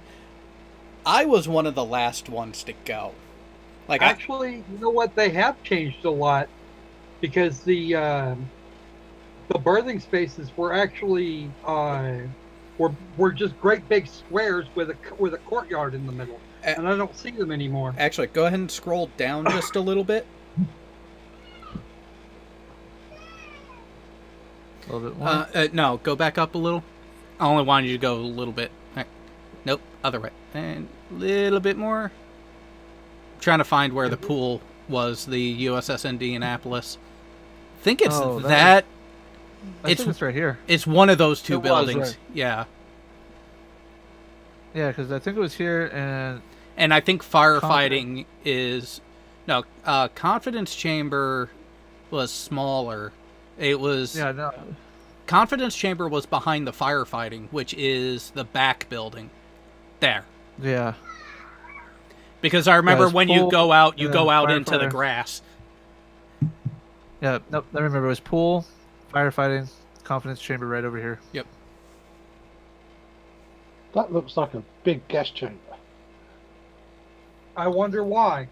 I mean, our division almost had 100 recruits in it. I know our sister division had like 120 when I went through. Right. So that right there, I mean, was 200 people to fit in there. Oh yeah, we were Like- packed in tight. Okay, ours was a tiny little room. You could just about get 20 people in at a time. Our chamber was probably about 50 people at a time, and then you as each group went through, they ventilated and then reset. It was quite fun. Okay, there's the ETA school. Because over here is the training command, the actual RTC, or not RTC, NTC, Naval Training Center, over here. At least when I was in. This was the Yeah. NTC. Yeah, Well, NTC scroll your side butt was over Let's there. have a look. Because they make. And I stayed right here in the temporary holding unit for 20-something days because my medical yeoman forgot to get me signed up for my submarine physical. Ooh. Go north. See, that's where that was one thing. I was on top of my medical and dental bitches because uh, they actually enjoyed doing a lot of that. So I dealt with the primary hard cards because they hated them, and I let them deal with all the appointments. But I made sure to follow up on them each day to every other day, depending on what was going on. So it looks like Arnold wants to ask some questions. No, Arnold, I am looking at the chat. I do apologize for not being a little quicker on the response, but what type of basic stuff are you looking for? Is there a particular question you have on the top of your head right now? Because that's saying, I know I completely enjoy answering questions that people have, and that's actually part of why I do this live instead of a closed thing. That way, people out there who weren't can ask questions. yeah. Sorry, I had the chat up, but I just somehow buried the window on myself. That's all. I'm sorry about that, Arnold.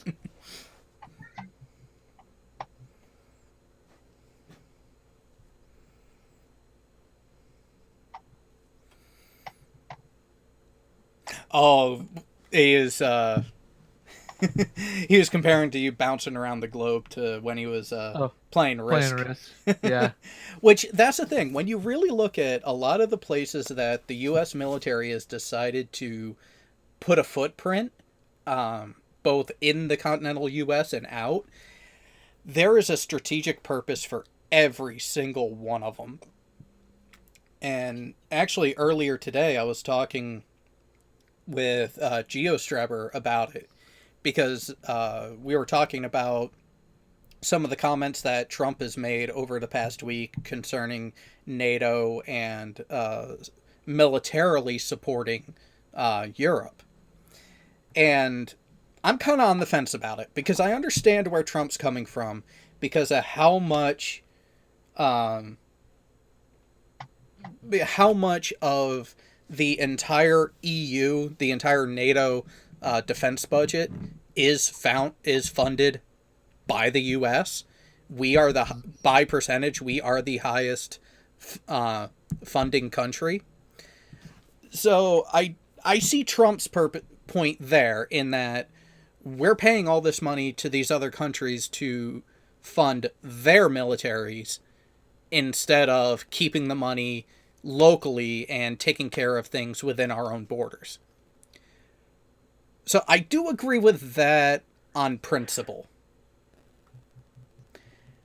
But at the same time, NATO was instituted for a purpose. Does anyone remember what that purpose is? Was to keep the Russians out of Europe. Thank you. Yeah. Yeah, pretty much. By Oh, the way, sorry, Jared, keep I the was Russians right. out of the rest of Western Europe they hadn't already grabbed. Okay, so the edge of it does go right there towards the water. Yeah.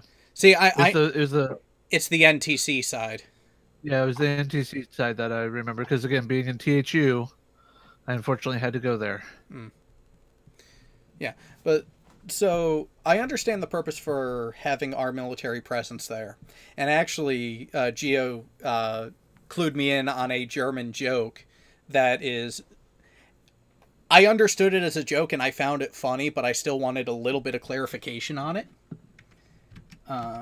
So hang on, let me go over to the actual message to properly tell the joke.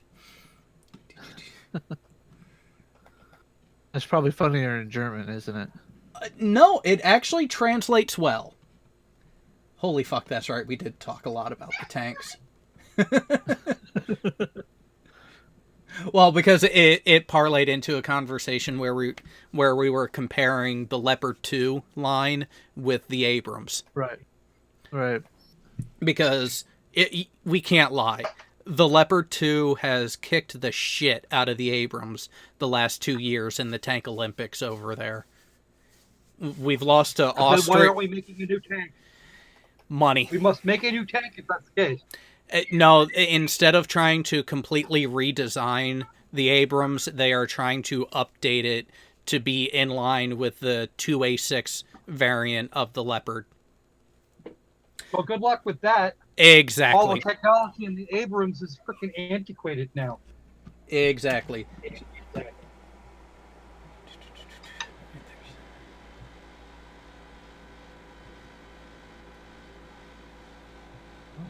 is it. Okay, so it is a one-liner joke from Geo. The job of the Bundeswehr is to stop the enemy at the border until the military arrives. That's about right. And see, I understood it was a dig against the Bundeswehr, which I knew was the entirety of the German military. So my question was like, wait a minute, who the fuck are you guys referencing as the actual military? And then you realized it was us. Yeah, oh, well, that I didn't want to assume, but so I actually asked, is like, I understand the disparaging remark, but I'm curious who the real military would then be. Well, currently it's the U.S. military. So yeah. That's exactly why the EU doesn't have an army. Yeah. They have us. Yep. And that's where, in totality, I would take our military to have no worse than a prize fighter's chance against an amateur. There's still the slight chance of getting knocked around, but in a pound per pound, across the board, total battle, we have the technological advantage, we have the experience advantage, and we have the reach advantage. Yes, because we can project force anywhere, Exactly. And as opposed to some other places which can't. exactly. But if we are looking at any one area where my trust in the US capabilities does waver slightly, it's the tank corps. Because of how the Leopard has fared in direct equivalent testing through these competitions, I'll take the Panzer Corps in addition with the rest of our military. They got some beautiful tanks and they know how to fucking use them. There we go. That's what I was looking for. Yeah, this has got some reach to it. What, only about 5,000 nautical miles? Maybe, Give or take. You know. Yeah, give or take maybe 1,000 or two. Yeah, it depends on the target we want. Yeah. I hear they got Halsoy's house under targeting, so.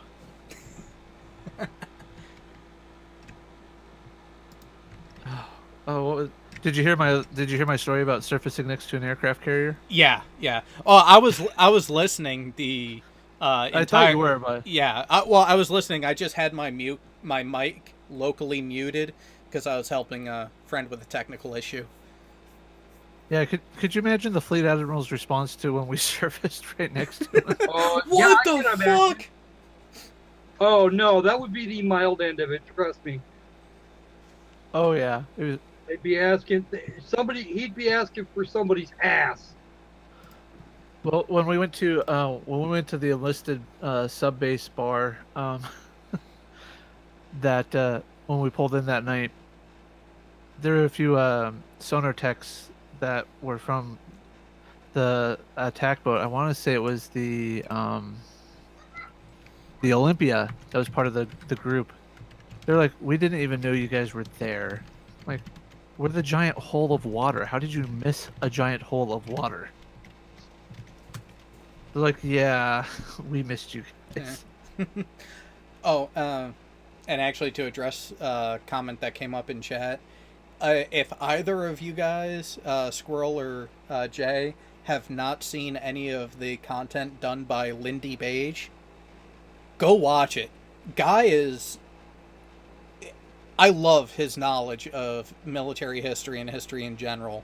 And he's the type of person where it similar to me. You get me going on a topic, I'm going to touch things around it as well, but still give you a full understanding of what it is we're talking about. His videos do tend to go anywhere from 18-20 minutes to over 30, depending on the subject and how much he pays attention to stop himself from going even longer. And not digressing. Exactly. It is because all... you mustn't digress, must you? Well, yeah, maybe you can do it 3 or 4 times in a 10-minute video that lasts half an hour. But he's so self-aware of that, and he does try to mitigate it, but it still happens. But you don't really catch it happening until he stops himself. It's like, well, but I really need to get back to this point. Did you see him at the North Atlantic headquarters up in Liverpool recently? I have not. Where they're opening it up to the public. No. That was quite. He did a couple of bids from there. They were wait a quite minute. good. Is that where he did everything about the War of the North Atlantic? Where he was actually... That's it. Oh, so that's where that was. Okay. Because I saw that, but I'll admit I wasn't entirely paying attention to the location he was at. I just saw the thumbnail and where he was, and I was like, oh, I have to watch that. Yeah, it's in Liverpool apparently because it's the northwestern approaches. Yep. That's the thing. There's so many. Wow. There's so many great content creators like that out there who don't deal with the woo, which I have been focusing on more recently, and it's been refreshing. Not just Lindy Page, but so something I wanted to bring up earlier before I had to mute for a little bit of time. Another channel that I've been a fan of for a while, and I generally don't comment on things unless something glaring jumps out at me. And for those Trekkies out there, have you aware of the channel Lore Reloaded? Yes, I'm aware of it.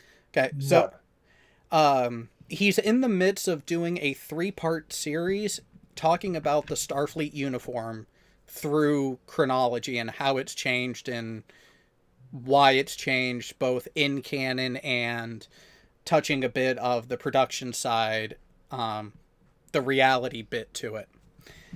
In the second video, which he just released a few days ago, he was talking about how during the original series era, the officers, the rank was denoted by the gold stripes on the bottom of the sleeve. Yes, that was during the original run. Yep. Tips on the collar for Next Generation. The later the movies for TOS actually had little symbols for it. Yeah, where it was both on the lower left sleeve and across the right shoulder. But so I commented on this because as he was talking about it, I'm actually talking about the ones from Star Trek 2 on, yeah, where you had a little thing there. It wasn't actually on the sleeves; it was right there on the. It's right there on the I think it was the right side. There was a white strip that had a thing. If you actually look, they had it there twice. The primary display of rank was on the white tab or colored tab, depending on if they were a trainee or not. On the right, going over the right shoulder towards the right breast. But if you look, there's also a coordinating stripe towards the lower left sleeve. The rank insignia is also displayed in there. Here, let me share one more time. That's for service time. No, not on the Rathacon era uniforms. Here we go. You can see it on Bones's. Yeah, right there. Right above it is the rank, and yeah, the time in is in the color, but the rank is right there above it. I don't see. All right, so see where he's pointing to the colored band on Bones' sleeve? I see that. The rank is right above it, right there. Yeah, okay. I'm a pedantic little fuck when it comes to shit like that. Well, believe it or not, I'd rather be wrong and corrected than assume that I'm right. Yep. No, that's why I'm glad you brought it, showed it, Jay Brown. Yep. But so in the comment, well, in the video, he talks about that, and he touches on the history that Gene Roddenberry had to service in the Navy, and how that really influenced the rank structure he used, and how the ranks were displayed for the original series. But when he's talking about that, when Lore is talking about that verbally, the image that came up was the variants of the service dress blues for the U.S. Army, where enlisted rank is shown on the upper sleeve, and the officers are on shoulder boards.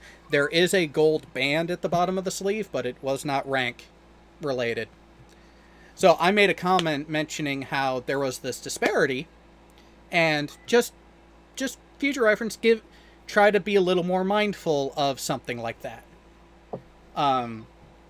My tone in the comment was questionable. It could have been taken how I just said it, or a little more snarky. Lore actually replied back to it, and did seem to have some of that attitude in his response, which I didn't take offense to. Other people did. See, here is the actual fun part. You said snarky, and that's what I was called in boot camp. Why does that not surprise me? With the balls, with just the raw cheek to be snarky at our company commander. Squirrel, why does that not surprise me? I got a lot of exercise early in boot camp, but after a while, company commander's like, "Damn, you don't learn, do you?" I was like, "Yeah, I don't think so, sir." And he's, fuck it, whatever. Yeah, but so there was a bit of back and forth in the comments replying to my original thread, and in that, some people were really like harping on Lore about it, and I noticed this, and I chimed in, and I pretty much ignored the rest of those fuckers and just said to him, it's like, I apologize if my original comment came off in this way. I'm willing to provide my assistance to your channel if you want it. I help on other channels, both in live streams and other ways, and on the background, so I am more than willing to provide the same to you. I love your content.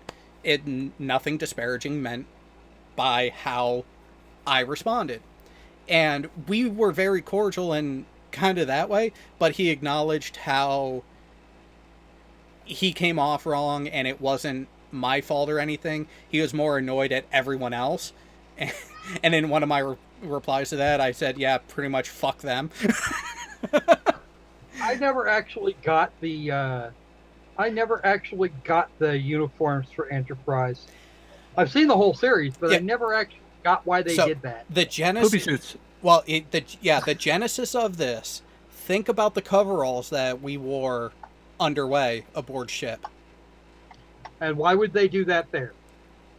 Because also, when you look at NASA's history, there were times that it was a similar jumpsuit coverall type of uniform that is worn prior to the ISS and Mir, where they're now in like jeans and polos, or work pants and polos. Before, it was more in that vein. So they're looking at it from that standpoint. Well, there's always the blue jumpsuits that they put on board, or when they were going on board the space shuttle. Yep, that was part of it. If I remember right, that could be the direct one that the production crew referenced. Yeah, that's what they referenced, and then they also saw one of the writers, if I remember correctly, one of the production staff knew somebody that was on a submarine, and they talked to him about it. And he told them about how we wore coveralls all the time underway. And so they're like, oh, well, what if this is like a submarine, sort of, it's isolated. The crew's got to entertain themselves, etc. So what if we made it look like that a little bit more? That's kind of what they did. Yeah, it's like take our lineage and what would be a feasible go-between that is closer to where we are now compared to the aesthetics of the original series.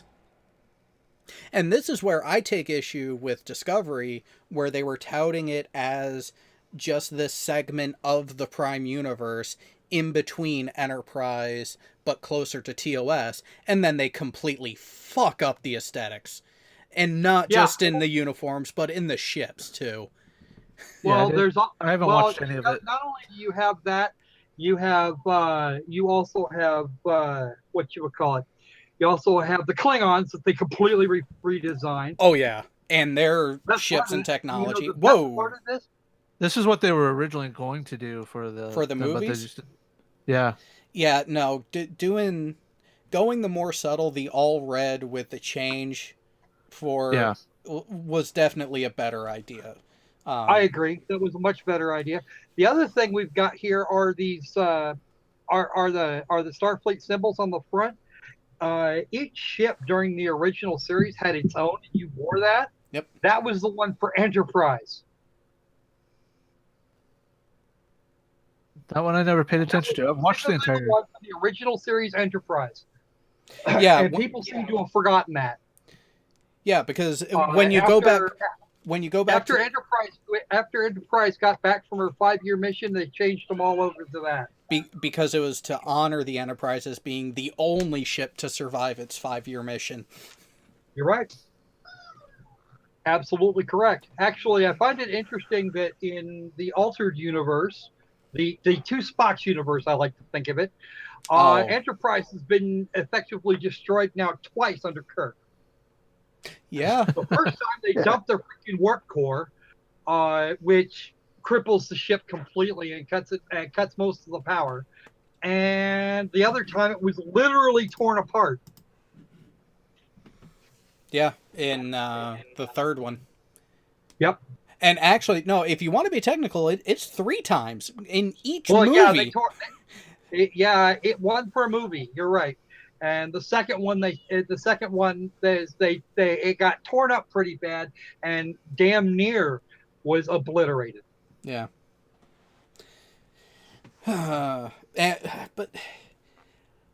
what really annoyed me about the JJ verse is the way especially the first 2 movies tried to mirror the entirety of the original series and the first 2 movies. Well, that in my brain, that was actually all wrong. You got to do it. At least stick to something resembling the lore. Is this what you hated about Discovery and the Klingons? You know what? I'm actually not completely down on Discovery. The JJ movies just no. That shit was all kinds of wrong. Never mind that there was no evidence during the original series that Sulu was gay, and now and at this point he's openly gay. Yeah. It's honor of George Takei actually being gay. That's why they did that. Yeah, which I honestly I don't have a problem with. I don't take offense to that. Just like I didn't have a problem where they made Spock a little more human and actually gave him the relationship with Uhura instead of waiting till later and having Uhura and Scotty be a thing. You know what? Here's a thing that bugs the shit out of me, and that's it. And both JJ and the Discovery folks are both guilty of this. Fully real-time hologram or holographic communication. Yep. Which was only a thing towards the end of Deep Space Nine. Yeah. In that way, yes.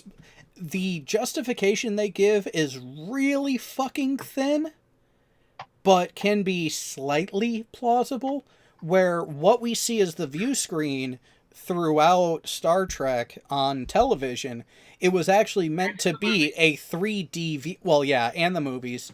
It is meant to be a 3D viewing area, not just a 2D flat panel like you're looking at a TV. They try to justify it in that way. Granted, it's a weak attempt, but at least it was something rudimentally plausible. Well, I understand where they've got better technology today than they did in the 1960s, but we might want to stick to the original reality here. Yeah, never mind that we can almost do that today. Actually, since I already have you sharing and showing, Jay, do a search, an image search for Star Trek. Fuck your continuity. I remember seeing that somewhere. I just can't remember the image that went along with it, but I remember seeing that text. and it is so applicable for what they've been doing with the franchise over the last few years. ITY. There you go. Here's one for you. Here was the other thing that bugged me. They actually, in the first JJ movie, they were building the Enterprise on the ground. Yes. A ship like that is not intended to be gone anywhere except in space. Well, you have to build that thing not in a gravity well. Well, here's the thing. On principle, I don't see as what they did was entirely wrong. Having the space frame that put together on the surface, that part was wrong. Because if you actually go into TNG, was it TNG? It was either TNG or DS9, where they're actually in the Sol system, and they actually do a flyby of Mars where Utopia Planitia is. You actually see segments of a Galaxy-class starship. Notice I said segments being assembled on the Martian surface. But the totality of the construction, bringing all those modules together, was done in orbit. Well, to be perfectly honest with you, I can see building some sections of a Galaxy class of any starship on the surface of Mars, because it wouldn't be nearly as difficult to get them off the planet. However, gravity on Earth is much greater. Yes. Yeah, well, and that's where them doing like what we do with the megaliths right now for the aircraft carriers. Doing that. Built in pieces. Yeah. But doing that on Mars with the reduced gravity, that makes sense. That is a plausible supposition for how they would do it. But building the entire fucking airframe of a massively larger Constitution class in Iowa and then getting it to orbit? Oh, fuck Not no. happening. Fuck no. Because you got to realize you have to build the entire space frame and then put all the modules in. And the net result of that is the space frame, completely unsupported like they were there, would not survive in full gravity. Yeah.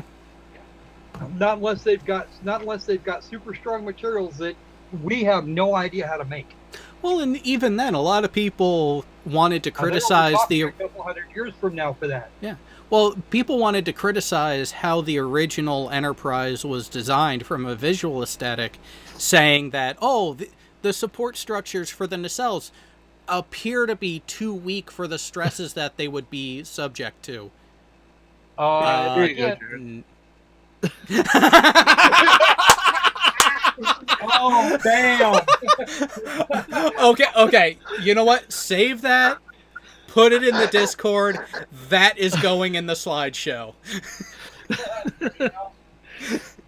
Because that is a common fucking joke and topic for every branch when you're deployed.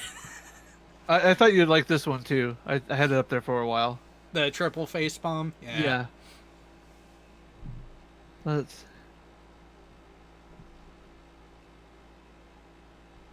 No, I'm gonna have to find that image. Oh, yes.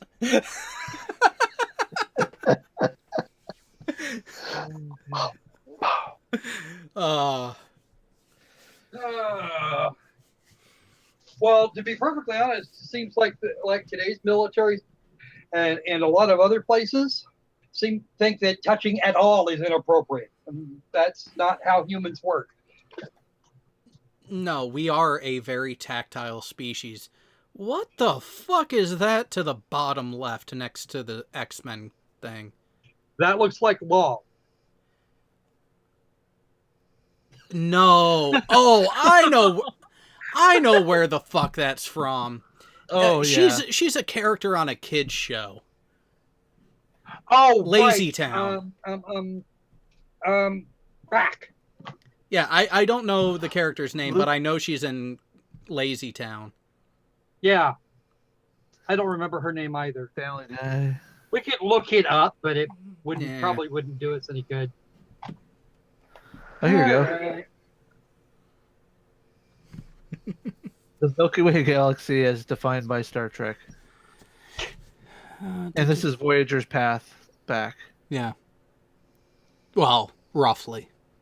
Yeah. Give or take a few light years on Yeah. either side. Which I do have to Did say. it take a few thousand light years? Yeah. Wow. Well, no, it's the back and forth and the twisting that they did. NCC 1701 with combat damage. No, that's 1071. Oh, you're right. It is USS Liberty. the Liberty. Yeah, complete with all the smudges. Oh God, what's that Batman one? Oh, Wait. What can I expect for my second movie?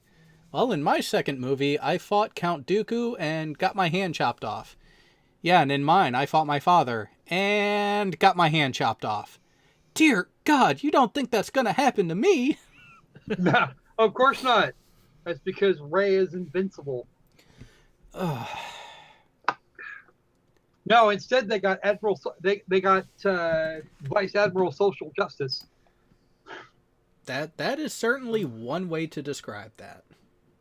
Well, you know what? Actually, this gets better because the entire plot of the second movie could be played out on an LA freeway. LA freeway. Okay, I know there are people out there watching who will understand this reference. You need to find this image and Photoshop G-Man's face over that guy's. I'll send you the picture in Discord. You can send it off to Houseway. Oh, Houseway wouldn't be the one to do it. There's a different sect of people that will. Actually, Here's your Batman face. I was hoping there'd be some text to it, but that is just an epic surprised face.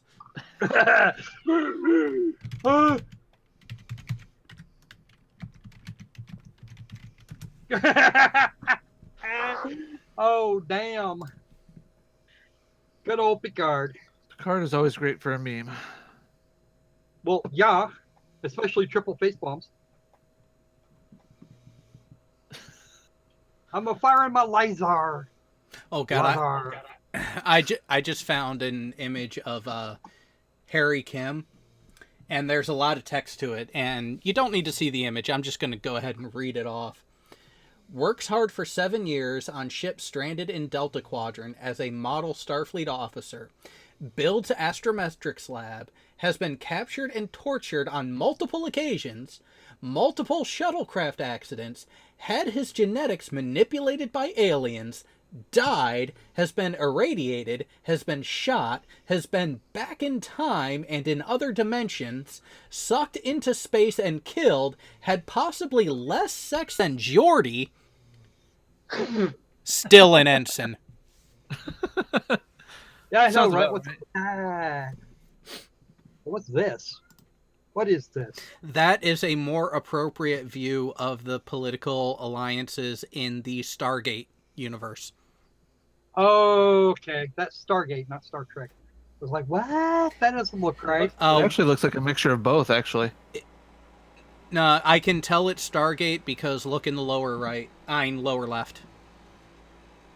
Right there, the Ori. The Ori were the last major bad guy Yeah. of. But are they trying That's to? why I was. Okay, they're trying to overlap the two. Yeah, because there's Borg right there. Yep, and then the If you look- Jaffa. Now look down to the So- lower right. Go for the center line right there. There's I the don't Wraith. recall a species called Narn, or Centauris. It looks like. From there, that would be Babylon 5. Yeah, Yeah, they're Oh, trying to convince it all. And but all in the Milky Way galaxy. No, that doesn't work. Because hey, look, the Empire. Go to just east of North. The lighter blue. Yeah, that one. The Wraith. yeah, They were not in the Milky Way galaxy. They were someplace else entirely. Yeah, Stargate Atlantis took place in a Yeah. different galaxy completely. Altogether, yeah. Actually, I think they were in M33, weren't they? Andromeda? Yeah, they were in Andromeda. They went to Andromeda and then the Stargate Now- Universe, the universe Now, ship. directly to center. Mhm. Oh, look at that! Look at that! Check it out. Hey, Gallifrey. Look, just Far if you look- Farscape to the right. Hey, Gallifrey. Yeah, nice. you got Gallifrey and Skaro in here. yeah. I'm not sure what that one is there at center. Which one is Ninth that? World, What? called the Ninth World. That's got to be a Doctor Who reference. Oh, look, It the is a Doctor Who reference. the Sotarans, Imperium of Men. The Imperium of Man. Yep. Oh shit! I know what that is. Ha ha ha ha! There you go. We got Oh, some the Warhammer Citadel. 40K. Yeah. Uh, Oh, you got Chaos, the the Covenant. Dark Eldar, the Eldar, Well, you got the Imperium, the Covenant and the UNCS. UNSC. Oh, yep, UNSC. Yeah. You got the Reapers. You got Wow. what did they not do here? About the only thing I'm not seeing a reference to is Firefly. the Reapers are Firefly. I'm trying to see where the Hey, there's the Protoss central and the systems. Zerg. We got the Protoss and the Zerg over there too. If you look all the way left, just south of west, you got Farscape covered, the Peacekeepers and the Scarans. And the Nabari. Yep. Klingons and Cardassians. The Romulans are way the hell over there. I can't imagine why they'd be there. That The Tholians. If I remember right, they Right. like completely dicked the Tholians over in later series. oh yeah. The Tholians became humanoid from their original crystalline form. Star Trek Online fixed that. They actually stayed true to the crystalline that was shown in Enterprise. No, it wasn't just Enterprise that showed it like that. The original series did too. And so did I think Next Generation had one with the Tholians as well. They might not have. It's been a while since I watched Next Generation. Well, what Melange Empire? What is that? Right here. Is that a Dune reference? Yes. Yes. That would be Dune. Damn. Yeah. Which actually, who here is versed on the Dune saga? I have am. not read it I in don't- a long time. I haven't read it in forever, but I've read the entire thing. Okay, so think about the connection between the Borg and Ominous and Erasmus. Good. Yeah, It's a loose one, but it could be a parallel. yeah, it could be actually, and that's the part that scares me. Mashruma? All the way north and right of center. Right there, yeah. There it is.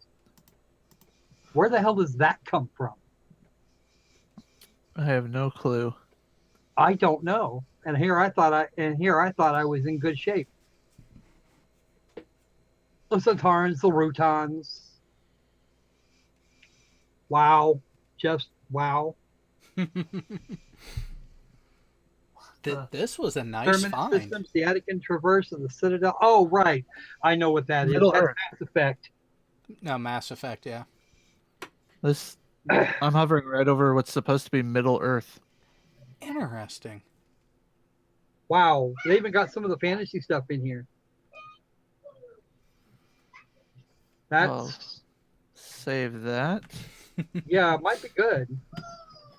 And Andromeda's over that way, of course. Andromeda. There's the Tyranid vectors. I Yep. would have expected that.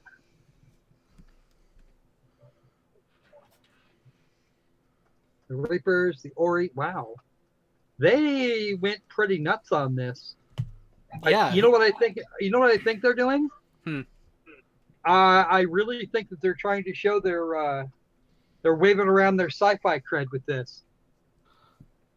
Look, we've watched all of these things.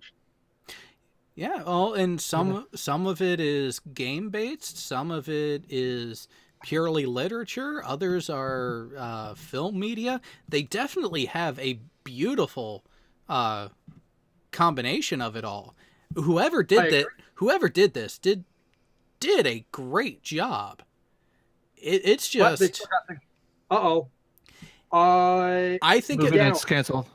Can I see that thing to the left of center towards the south? All the way down south. There it is. Wait, did I hear you say that movie night is canceled?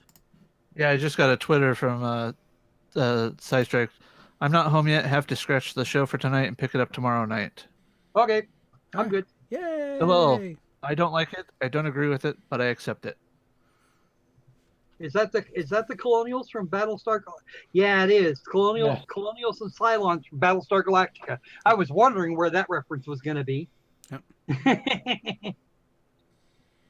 And what is that red marked planet down there? This one? Yeah, that one. Alchian? Yeah. Alchian. Yeah.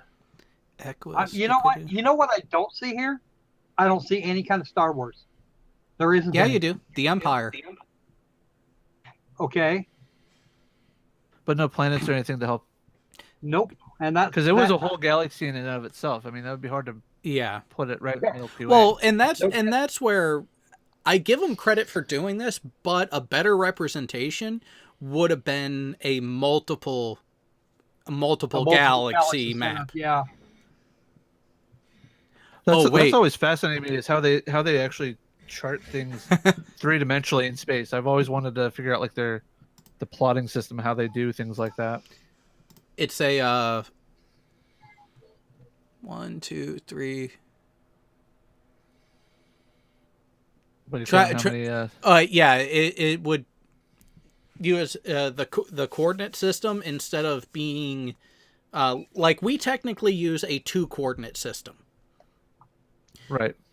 When we start looking out into orbit, we start using a 3-coordinate system, where you have your 3 axes, which gives you the 6 sides of a cube. Right. It's like, okay, where am I on this plane? Where am I on this plane? Where am I on this third plane? And by doing that, you're correlating with the opposing side to get your pinpoint in the box. They should be doing that on subs too, submarines. Sort of. I mean, we factor depth in, but it's not when we're actually plotting where we're at specifically on a chart. It is more or less position first, and then just verifying that the sounding matches with what we would expect at that given depth. It's not a true 3-dimensional like plot per se, but you know, I've always been interested with the way, like, you know, when you hear about when in Star Trek they plot their headings, you know, it's always, you know, 012 by 316 mark whatever. You know, I was always fascinated, like, how would you coordinate that? Mark is okay. Here it is. Mark is your actual inclination. Right, that's what I was thinking. Compared to what you would be at, what would be level based on the bow of the ship. Right, that's what I was So thinking. so Mark 2-3 would be 23 degrees up, and then which it would be cardinal directions. It would be a number of degrees to left or right. Right, it is the way that I understood it as I watched Next Generation and Deep Space Nine and Voyager was that they were basically using the galaxy like you would a flat image of the Earth as going north is 000, so you're heading towards the center of the galaxy for us, and then anything away from it was back. But then as you watch Voyager, the way they describe 000 tends to point towards back to Earth, like Earth is the center reference point. So actually, I think they're supposed to. If I'm not mistaken, they were using the actual center of the galaxy, unless you were talking about something close in the Federation. They do act. There was an episode of the Next Generation that explained all of that. Well, but at the same time, in Next Generation, when it came to dealing with the Borg, their heading was like all zeros except for a Mark 1, and they were headed to Earth. So it has been inconsistent throughout. See, here's the difference. There's a difference between coordinates and headings. Heading is based on where you're currently pointed. right, Well, no, I understand that, and that's where I'm saying they've been inconsistent, where they've throughout the series, because of the change of hands and writers from episode to episode to episode, it's been a handoff where they have inadvertently used the terminology interchangeably, or have used the numbers interchangeably. Exactly, it wouldn't be done that way in reality. You would there's actually a writer's Bible for it was a writer's Bible for each series. And I have somewhere around here the one for the Next Generation. They actually did describe it in some detail, and writers were supposed to follow that without question. Anybody that didn't got their script rejected until they fixed it. Deep Space Nine used almost the same Bible, as a matter of fact. There were a few minor changes based on Deep Space Nine actually not being all that mobile. Yeah, well, that and part of that is also the first 2 seasons of Deep Space Nine overlapped with the Next Generation. Mm-hmm. right. So they had to maintain consistency. Yep. For Voyager, that was a little different. Voyager had, I think, 1 season of overlap with Deep Space Nine. with Deep Space Nine.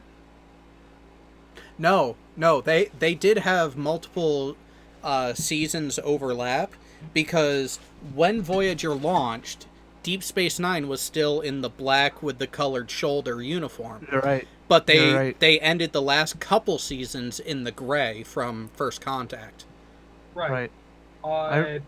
There was one. Oh, right. For Enterprise, they did their shit differently based on Earth, and based on Earth as far as their coordinate system. Right. No, that makes sense. Terrible, but not what I would consider great. Then for Discovery, they just threw the whole thing out the window. Oh yeah. The Discovery Bible is nothing like the earlier ones. Oh, you mean there is one? Yes, there is. Well, it's supposed to be that way. It's actually the problem is that the Next Generation's Writer's Bible, which was done by Gene before he died, is almost 1,000 pages. Yeah, sounds about right. The Deep Space Nine one was very similar and was about the same size. The one for Voyager was about half the size, but included most of the same information with the changes made on where they were supposed to be. The last part, of course, the one for Discovery is only like 5 or 6 pages total, and it's mostly bullshit. Well, and part of that is they wrote the first half of the season and started producing it. Changed so much, but couldn't change many of the stories, which is why you get a real distinct difference between segments of Discovery. Because they realized, oh shit, we're getting a lot of fucking backlash. Let's try to salvage this on the fly. Well, unfortunately, that's not what you do. No. And the reason we don't get any more Discovery until sometime in 2019 is because they're having to go back and do all that shit. Well, that, and they've gone through how many showrunners now? God, I don't even know. I think There's been at least 4. Oh, I think they're on their 5th one. Because they had... Well, the average 3. showrunner for Discovery lasted about 5 shows. Or actually, no, not even 4. It was 4. Season 1, they had 3. 1 that never made it production. 2 who actually went through parts of the production. And now they're on their 2nd one of season 2 completely. So yeah, they're... Wow. Talk about fucking up a franchise. Well, I think the thing they need to do most is ditch some of the advanced tech that they put into season 1. And find some way to. They're going to have to find some way to retcon it. I don't know how they're going to do that. Put the uniforms back the way they were in the original series, because those were apparently those uniforms were apparently a thing for quite some time. Yeah. Ooh, there we go. Earth Alliance. That's actually all Mass Effect. Yeah. So, interesting theory that I've heard about the Star Trek uniforms and why they changed them so consistently and drastically was actually to help time travelers recognize what time period they're in. Huh. That makes some sense. Think about it, though. It does make sense in that aspect. It would. Mind you, it also makes if you had a time traveler from one of those eras, what you'd wind up with is people thinking that you're cosplaying. Yeah, that too. I don't know, therefore aliens. That guy is seriously memeable. He really is. The problem is he's actually a scientist. Soft science, but yeah.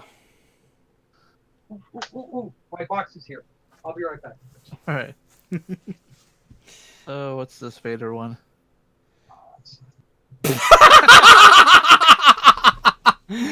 Ah. I heard that. All right, we'll leave it on the screen so you can read it when you get back. No, I'm not. I'm moving on. What? Okay, I'm taking a break from the box. What? Back.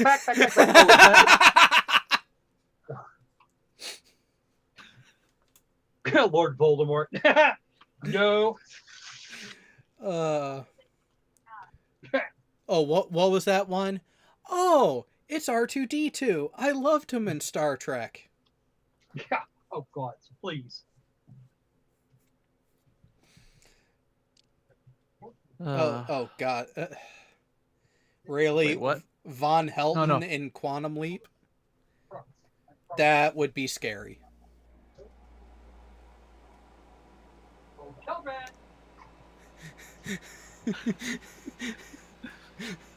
I kind of want to save that and put it on Sci Strikes and just be like, hey, Housewife, does this look right? No, What's even funnier though is my mom's side of the family is actually from Norway. Nice. Yeah, actually, give me a second. I'm gonna stop presenting if I'm still presenting. No, Obviously, you are. Give me just a second here. Whee.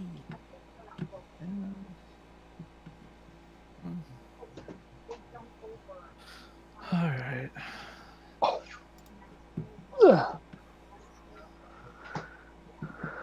Oh shit, I got the Lumberjack song too. Oh, I love the Lumberjack song. All right, after the stream, I'll send that into the Discord server for you too. Oh, I've got Monty Python Pandora radio, so Oh, I okay. hear it So quite no, a bit. okay, no worries then. All right. So let's go back here. Go back there. By the way, Bupers is still in Millington. By the way, I looked it up. See, I thought so, but All I know is I still got to write to New Orleans just to get my my files. So close that. So here's my ethnicity based upon DNA. interesting. I'm still trying to figure out this. 12% from the Iberian Peninsula. The if you have any European royal blood, that would explain it. That would. But this one is my favorite. It is the oh, it's zoomed out away from it. Less than 1%. I'm just like, why even bother putting it in there? You know what I mean? Yeah. I mean, like, Finland, Northwest Russia, somebody like 10, 12 generations ago came from here over to here, obviously. Or it was the whole, well, you're all humans, so you're all related by at least this much. Well, then I should at least have that amount in sub-Saharan African then too, which I don't have. Yeah. So Well, they're only going back so many generations. I know. So what's funny is like all my family's from Minnesota. Like almost all my family can trace straight from New York all the way over to Minnesota. It's so funny. Minnesota. Yep. Yeah, my ex-wife and her family is out in Iowa. Can't all be from one shithole to another. Yeah. I mean, is there really a difference between Minnesota, Wisconsin, and Iowa? Nope. So whereabouts are Minnesota, Wisconsin, and Iowa? All right. Actually, you're going to be better off pulling up an actual state map. No, I know. I was just gonna say this is the top part of Minnesota and Canada, lower part of Canada, right here, which is actually where my family is from. Give me just a second here. Let's go to. I'm sure it's still showing that window, isn't it? No, it's all black right now. Oh, good. Yeah. I'm pulling up Google Earth again. Yeah, you're not showing your porn yet. Oh darn! I have such a huge collection. That was one of my favorite memes I saw the other day on the internet. The Chinese Navy hacks the Chinese government hacks the U.S. Navy. All they find is porn. Yeah. If they knew half of what was on the servers on the Michigan. Back before they actually had the prevalence of internet porn and all that, we had a video called Voodoo Dick. The name sounds familiar. Oh yeah, it was basically a creepy GIF animation style thing. All right, so here's Minnesota, here's Wisconsin, here's Iowa, and then Missouri right here. I have family basically running all the way up the length of the state here, but I was actually born up here, which actually Soundly went up to where I'm from. Oh, Rainy just Lake. a few months ago. Yep, right here. Yep, George lives up that way. Yep, I still haven't gotten a hold of him yet, but it's right here. No, I want to put it away. Rainy Lake, that area. Which is funny because this looks like a pretty good sized town, but when I was born way over here in Little Fork. That's predominantly where all my family's from, right in that neck of the woods. See, actually, go ahead and scroll to the west and north slightly. There is one thing about Minnesota that I always found interesting. That enclave right there. Lake of the Woods? Yeah. Because if you look, there is no direct overland route that stays within the U.S. to get from the southern part to the northern part. No. It's all got to go right here, or, somewhere along the coast that way.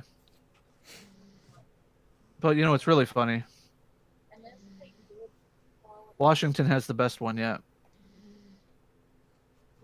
And if you were in the Puget Sound, you should know exactly what I'm talking about. Vancouver Island? This little point right here. Point Roberts. Yep. The kids that go to school here only go till like 5th or 6th grade on Point Roberts here. Then they have to take about an hour-long bus ride out of the country around here, back down in to go to Blaine and Bellingham to go to school. So asinine. We should have just seceded that section to them, honestly. I don't even know what they'll... Even in my Washington State history classes, they never really talk about why we kept this little rock. Because we're dicks? But also for the longest time, a border crossing with Canada was not a difficult thing. There wasn't the threat that necessitated a strong border at that point. Hey, Bellingham. Still doesn't actually. Oh, and it's a $200 ferry ride one way just to go from Port Angeles to Victoria. Because you're crossing the border? That, and because people aren't making that crossing as much anymore, they're going over to Vancouver and then taking a ferry across that way. Well, fuck. Yeah. Well, what's funny is Seattle used to have a ferry, part of the Washington State ferry system. Yeah. That went up that way. Well, yeah, but now they only go up as far as what? Coupeville? There's a few up into the actual San Juans too. Huh. Which is funny with that slightly the slight zoom in you had on Whidbey Island. I could already see Altfield right there. Oh, no. Right here, yeah. Right here. We had this discussion last time. Yeah. Protection Island. How did it... Let me guess, because it was a fort back in the day and all it was a artillery emplacement? I don't remember, but obviously it's got roads here, If I remember correctly, they renamed it Protection Island because of protecting the birds that live there. Ah. Yeah.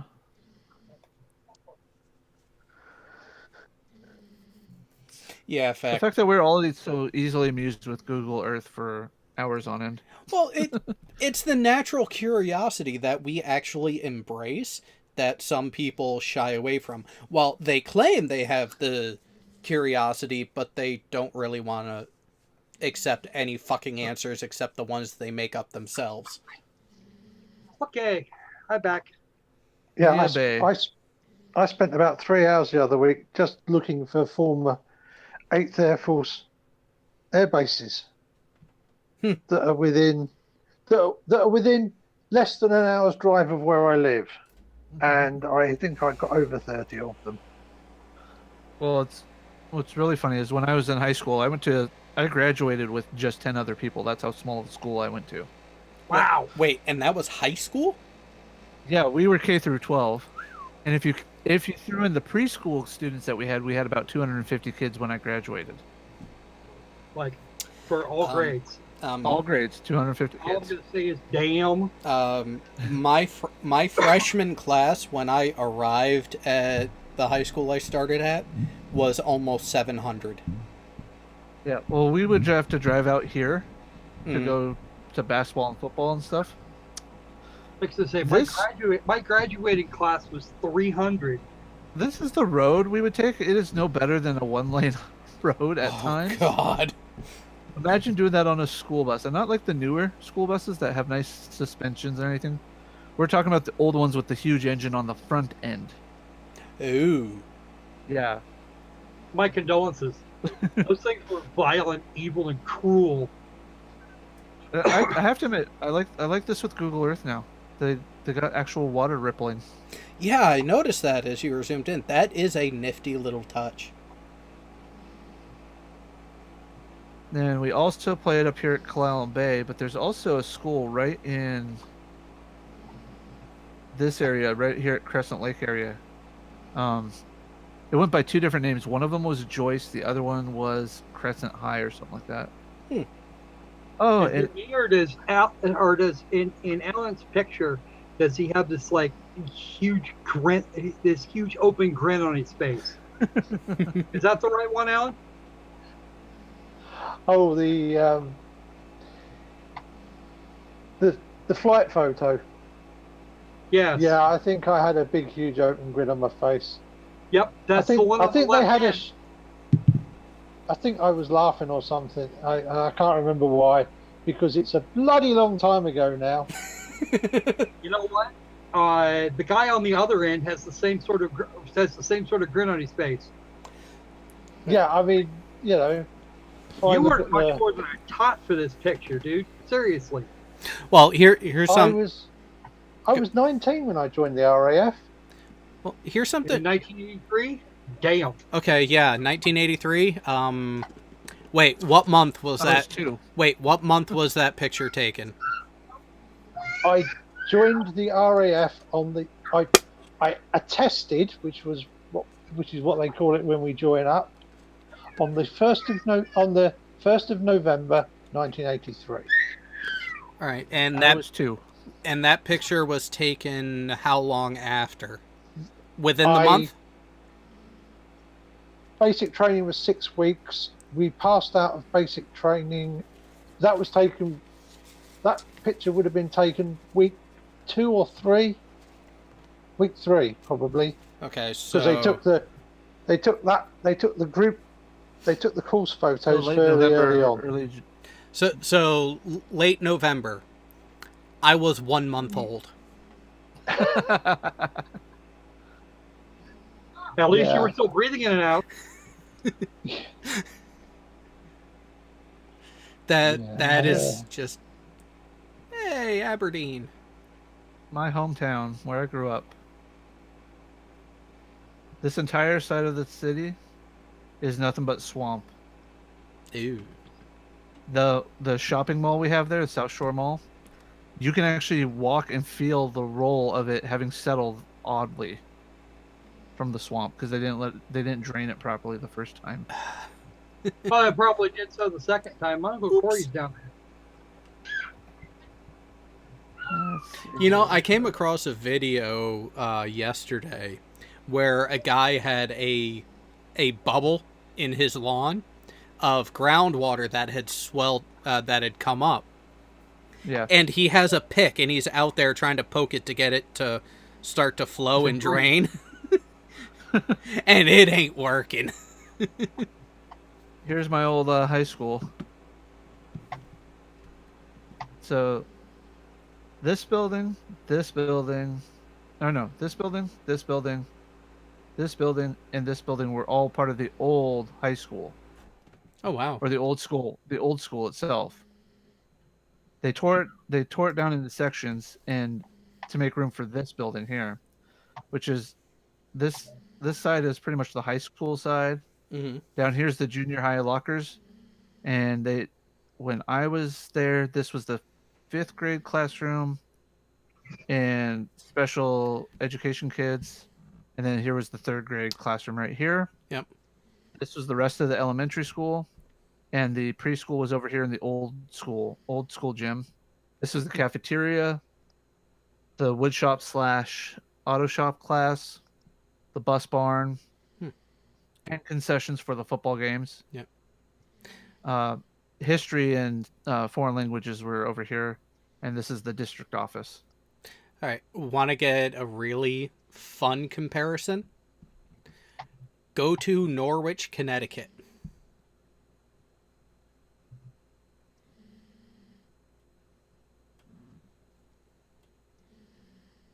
Whee!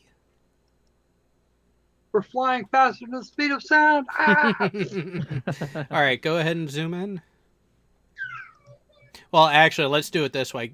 Within that, go ahead and search Norwich Free Academy. Norwich Free Academy? Yep. All right. Hey, look at that. It is the oldest secondary school in the United States. And the You campus... actually have a proper football field Oh, over no, there. oh, don't zoom in too far. You're going to miss the campus. Back out a little bit. Okay, stop. Nope, back in a hair. All right, so see the long building at the right end of the end zone? That street is one end of the main campus. And, yep, right there is the other. That's kind of crowded. It looks like a small fucking college. The original school building is the one just to the left of where your mouse is. That one. That is the original building. There is a full museum with stage to the left of that. Right here. Yep. That is Slater Museum. Yep. And then to the left of that is the old gym is in front, with a new gym, which is slightly larger, in back. That football field is field turf. Huh. Oh, you guys had it easy. We played 8-man football, okay? So when people talk to me about playing football and they're playing 11-man, I'm like, okay. Dude, luxury. Exactly, because we use the same size field as everybody else. Yeah, but with fewer guys. Yeah, so this school, what really sets it apart, it has been academically in the top 10 nationally for God knows how long. With that, part of why they've been able to achieve and maintain that, it is listed as a public high school. However, it is privately operated.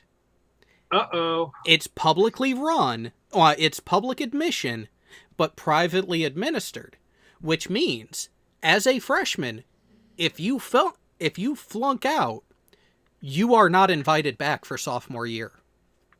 Oh. So while my freshman class started with, it was either close to or over 700 students in just one class, one grade, only about 200 graduated. Oh. Yeah, we had I 14 in assume my you class. were one of them. No, I was not, but it was because my dad decided to move to Rhode Island in the middle of my sophomore year. Ah. Fuck. All right. What the hell's in Rhode Island? His mistress, then live-in girlfriend, then now wife.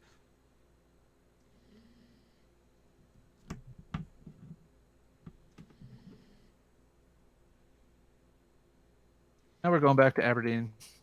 Whee! This is gonna make somebody sick, and I'm gonna laugh. All right, let's see how this has changed since when I went there for all of 5 weeks. What? Yeah, I started out going to school here at the Aberdeen High School. Yeah. So why did you wind up at a different high school after a whole 5 weeks? My mom decided to move out to the Wishkah Valley area where I went to school. So, yeah. Damn. This used to be 2 buildings here. They've since made it combined basically all into one big campus. Because we used to have a gym over here. Or no, this is where the old high school used to be, I think. Because I don't know if you heard about it, Squirrel, but Aberdeen had a fire at the Museum of History, which is this building right here. Oh, This gosh. used I to be the- remember hearing something about that. When was that? Like 3 or 4 weeks ago. Oh, yes. Yeah. Yeah, my wife keeps me up to date on that kind of thing. This used to be the high school here. The 2 buildings that were here. And they've since cleared out and rebuilt the whole thing. Because the old building got burnt down. I haven't messed with this in so long. How do I go back? Right here, right? See if it'll load up for me. Yeah, because here's the gym, the hill and field there. This is the old school here. Let's see if I can get a color one. Let's see. I went. My first day of school was. Oh wow, nothing in that time period. Okay. This is when they were constructing the new buildings and stuff. Because it actually caught on fire just before I went. Or just after I was in the Navy, like maybe on the boat on the Michigan, probably second patrol or something like that. They heard about it. Because this was the St. Mary's Church and school right here. Or school was right here. Church was right here. This is the JP Weatherwax building. This is where the old building was. The weightlifting and other arts classes and things like that were here. The C Squad gym here, C Squad and freshman gym here, and then we played. They played football all the way over here. This is where the football field was.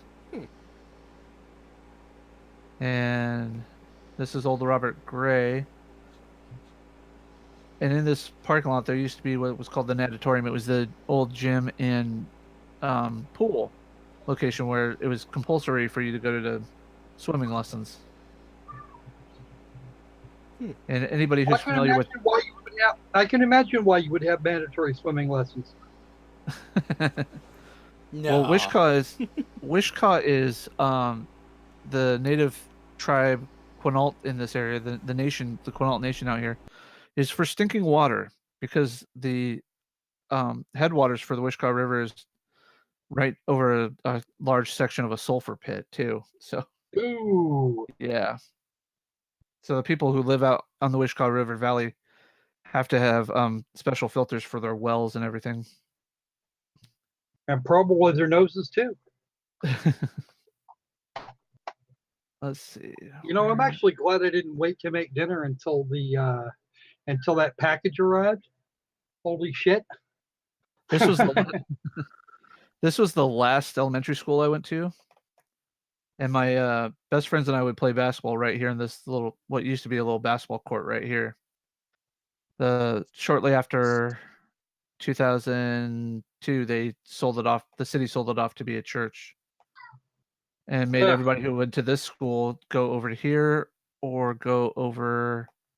Where's McDermott? Right here, McDermott. Right here. I actually moved all over this city, all over this town when I was growing up, because I went to the middle school is right here. So this is the middle school, and I would walk from here all the way over to my house, which was like right over here somewhere. Actually, right here. When I was in middle school. This is the first elementary I went to for kindergarten and first grade. And then I went out to Central Park School, which is right here.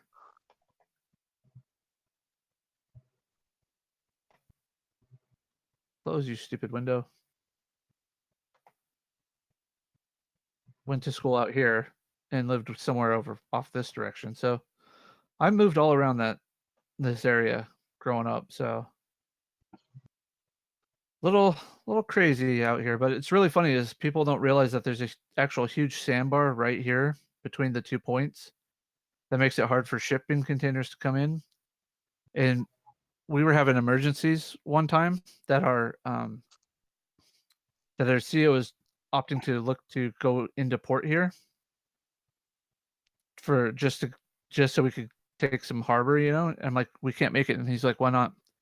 And I literally pointed on the chart, like, this is why, sir. He looks down. Oh, the draft for the sandbar is 20 feet, and we are 40 feet deep. Yeah, we're not going there. We can't go there. We'll limp back. We'll limp back up over to. We'll limp back up to Bangor then. This is Willapa Harbor here, and this is Long Beach. Most people when they talk about Long Beach and Washington, this is what they're talking about. Yeah, my wife's grandmother actually owns a cabin out there, out in Long Beach, And everybody's favorite movie, Goonies. Astoria. Yep. I remember the Goonies from a long time ago. That shit was annoying. You're just tired of everybody saying Goonies never die. Wish they would. What's funny is the skinniest one out of the lot of them was the fattest one in the movie. Yeah, I know, right? Oh, let's see.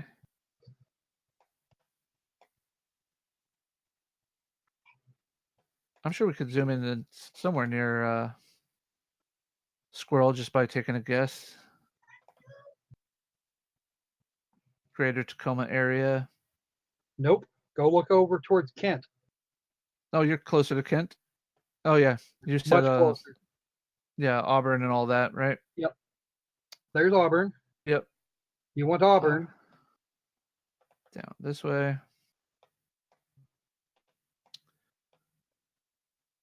Here in Renton. I got a friend that lives up here in Renton down here. I wouldn't want to live in Renton. You pull it down, go south. Oh, yeah. No, I know. Auburn down this way between Federal Way and Kent, right in this area. Yep, right there. There's even an airport. Now, if you go out a little further, or go east a bit. Now, hey, back up. Okay, right. Okay. You see that sign, the little bubble with the sign there? Right there? Yep, that's Neely Mansion.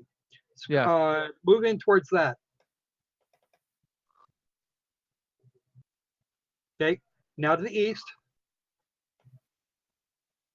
Okay. Look for a sort of no.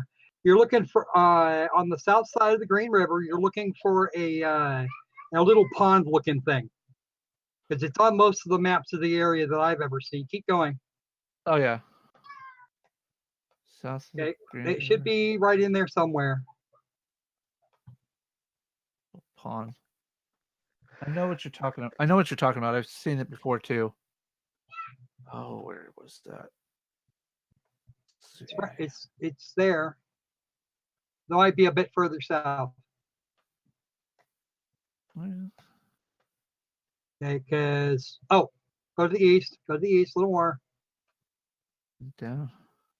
And it should be somewhere near here.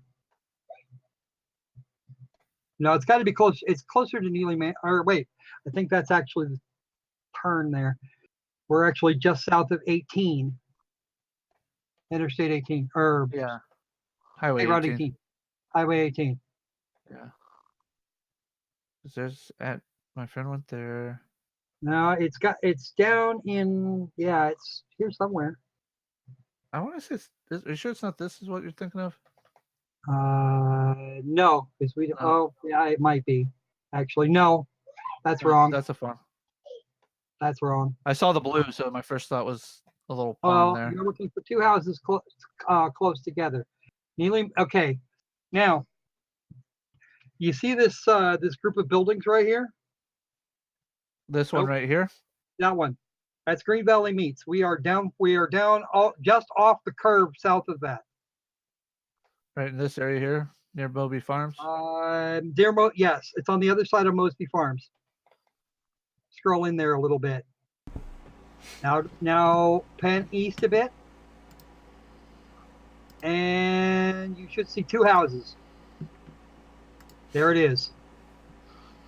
Not too bad. I wasn't trying to dox you. You know what? You know what? When they took that picture, that's my black van. Right there? Right there. That's my black van. Big Brother is watching. Oh, they've already got updates of our house. When we first moved here, I was parking on the street side. They've already updated the picture to have my car in the driveway now. Nice. Let's see, where That's am Ground I Point up there. No, I know. I'm looking for. I'm trying to remember based on I-5. Oh, you guys made it down to Tacoma. Yeah, I was looking for Hilltop, which is up over here. No, you're looking for something closer to the waterway, or to Commencement Bay. Find 6th Avenue. It won't be hard.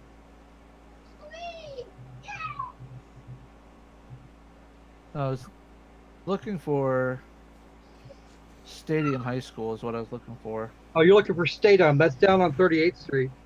Yeah, that. Or no. Stadium. I'm thinking of Lincoln. Stadium High School is just north of 6th Ave. That looks like Pine Street. You're too far. You're too far to the west. Yeah, I know. Much too far west. Trying to find business. I was hoping it would zoom in and give me enough of a street view to get the street name on it. All right. Okay, 6th Avenue runs east to west. There's Hilltop over there. Yep. We're part of Hilltop. Yeah. That's not Stadium. No, that's not Stadium. Stadium's very unique. Wait, is that the one where they filmed 10 Things I Hate About You? Yep, they said it was Seattle. I was in Seattle. Crap, you're moving around too much, dude. I am, because I'm quick with it. Check that school right there. Which school is that?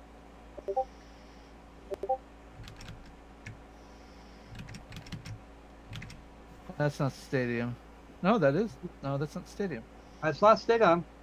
Oh. It's put together all wrong. I'm thinking that might be Wilson. Whatever school that is, they got a damn good baseball field. Kind of Yeah, jealous. they do.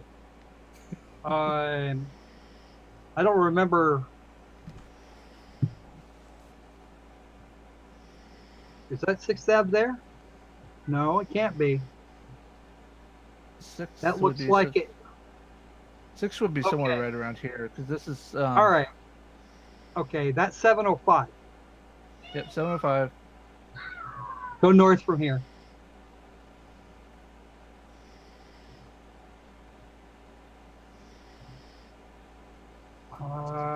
There's the bridge. Keep going. A little bit to the west. Stadium District. Here we go. There's the Stadium District.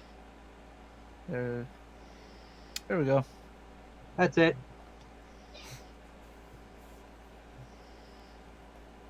Oh, stop it. But yeah. When I was taking driver's ed, my what was he at that time? He was teaching shop, he was teaching social studies and driver's ed on top of what else was he teaching that year? Phys ed. Why am I not surprised? He had us drive around up here and stuff as a part of our highway drive from Wishkah. So spent the better part of a Saturday driving through Tacoma and on I-5 and Highway 12 and 101 on all that, all the way back to Wishkah myself. My condolences. That is a very full day. I'm just glad I didn't have to drive out there. There was 2 accidents on the road. Not caused by us, but it was. No, I'm sorry. I just had to do that as soon as I saw the stadium. It's quite understandable, Jared. Quite understandable. We there's still a bunch of they still got some of these overpasses that go to nowhere. Yeah, they do. And from what I am told, they're trying to build new ones. Yes, they are. Instead of Because, of course, we finishing have the nothing better ones to that do. are there? Why finish what you can start anew, right? Oh, so It's government spending. Oh, so it's going to be the West Coast version of the Big Dig. Okay. Yes, exactly right. Except they're doing it all above ground, like assholes. Oh wait, No, we had our version of the big dig in Seattle. Remember the Alaska Way Viaduct Tunnel project that they finally finished that's still 6 months going. ago? That thing is, yeah, I know. It's still going. It is still ongoing. I don't know where Bertha is now, but she's going to be pretty much garbage by the time she gets out. Let's see. This is Highway 16 here. And And just think, when Bertha's done doing her eating her way through, they get to clean it all up and then start actually putting in tunnel pieces. so Yes, Galloping Gertie. There I'm you going to say, go. is that the Tacoma Narrows Bridge? That this is the old one coming out here. right there. This is the old one here, and you cannot change lanes on it. Nope. Otherwise you could go flying off, quite literally. You would actually the in between the lanes. They've actually got all they've got on there is thin grate, and at least one idiot a year winds up dropping down into the Sound because they tried to change lanes. Yep. And this is the new one. This is the one you pay the toll on every time you go across. Yes, and we don't want it. See, the Tacoma Narrows Bridge is actually world famous Because it because fell the down. original one fell down because the architects and the engineers didn't take into account high winds when they built the bridge. It So wasn't was so much just- high winds, it was the way the all wind, kinds of fun trying to get across it. Well, The Anytime aerodynamics of it. the aerodynamics of On that the breeze, it would go away. yeah, the video of it was fucking trippy. Oh yeah, no, that that one went down long before any of us were born. 36, I think it was. What? No, it was during the war, 40. wasn't it? It was in the 40s. 42 or 43, something like that. Because it had been open a few years, hadn't it, before it finally fell You know down. what I can find? You know what? I will find out. Good old Daybob Bay. Let's see. 1940. It was open for traffic on July 1, 1940, and collapsed the same year on November the 7th. Yep, when the weather changed. Weather changed, the Construction winds began in picked up enough. 1948. That's still trippy. Wow. You The know, water. Google can get something right, but it's this. So what? Look at the Oh, water. watch the water. That's the. Isn't that the I-90 floating bridge? No, this is the Hood Canal floating bridge. Oh, yeah. Actually, the original Hood Canal Bridge wound up at the bottom of the Sound too. Yeah, it did. Yeah, but look at the water. Well, it's froze now. Well, but- yeah, but go ahead and move a little bit. Wake it back up. Yep, there goes. Water movement. Yeah, they can put time and energy into that, but not fixing the bugs, fancy features in other products of theirs.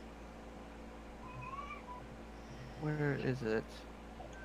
Because all Right. kinds of ridiculous. Because they just opened another I-90 floating bridge, Yeah. and I think they're currently in the process. I think they're in the process of tearing the old one down. I forget exactly. Let's see. Can I go back? How far back can I go? Now, do you know who actually named it? Who actually named the bridge Galloping Gertie? No. It was the construction workers. All right, this is a little too pixely here, but post 9/11, we had to stand watch right here for potential hijacked cargo ships coming towards the sub base. Guess what they armed us with? Flare gun. No, even less than that. You got to be kidding! A cell phone. Seriously? A cell phone. to call down to Harbor Patrol and let them know a ship has just rammed the bridge, and that they're gonna have to fish my car out of the canal, or buy me a Good new. luck. And that's if you even survive them doing it. Exactly. Yeah, no, yeah. Oh, I had a life vest. I had to wear the life vest. So Yeah, just in case you wound up in the water. That is just fucking retarded. But does that And does you that wanna surprise talk about- anyone here? No, it doesn't. No. You want to know? One of the big things about the Puget Sound? That water stays freaking cold. Yeah. It doesn't matter. It's just I, cold. I like how it's a 2006 photo, and they still got the water rippling underneath the still effect. Because It's magical. I think Google hired some people from Disney. That's all. well, that's what any flirter would tell you. Industrial light and magic is everybody's bitch. What I find hilarious is that you get pictures that were taken back in the 1960s and the very early 1970s with Apollo spacecraft falling into the water, and they'll tell you it's ILM that did it. And ILM didn't exist until 1976. Here you go. Minor detail. Not right now. Here goes. In a little Here bit. goes Squirrel. I-90. Okay. Hey, you can follow that all the way out towards me. Yay! Why would I want to do that again? Oh, I'm not saying you would. I said you could. Does I-90 go all the way across? I-90 goes all the way from Seattle to Boston. Yep. Yep. I know. I've driven it. See, Jed, I actually want to have a problem going to Rhode Island. It's just this section right here. Fucking sucks. I don't want to go through there. So, I would have to loop around. which, if you take I-90, you would. I know. Why? What's wrong with the bit that you're? This saying right here. Yeah. That's Connecticut. That's And Connecticut. that's not a great place. Okay. If That's you're not got rich, that you're floating place in, hasn't it? Honestly, if I'm being honest, I would rather go through Connecticut than Massachusetts. Because they don't know how to drive in Massachusetts. Oh no, Ever. they do. They just drive like they're racing, and you're a pylon for them to get around. Yeah. That, and they don't have lawyers on speed dial there either. Yeah, well, Connecticut they don't have does. any. Well, You know what the sad part of it is? If you want to drive in Massachusetts, you have to have insurance. Except that you can't have insurance from any other state except Massachusetts. what? No, you And can. it's irretrievably expensive. What? No, no. To be fair, echo.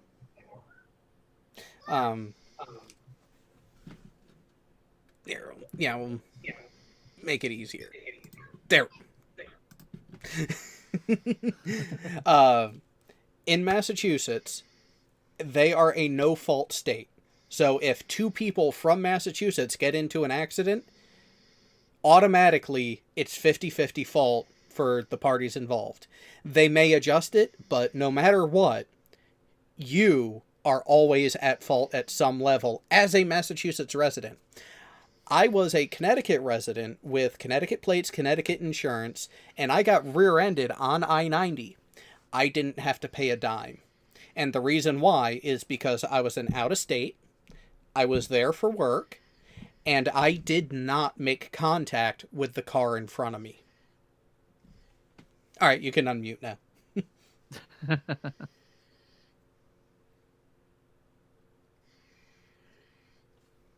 Let's see.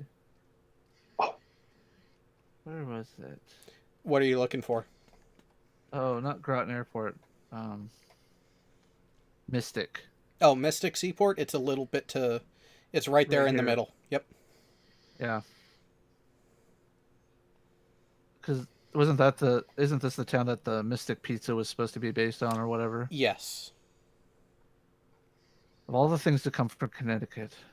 Go look at Fall River. No.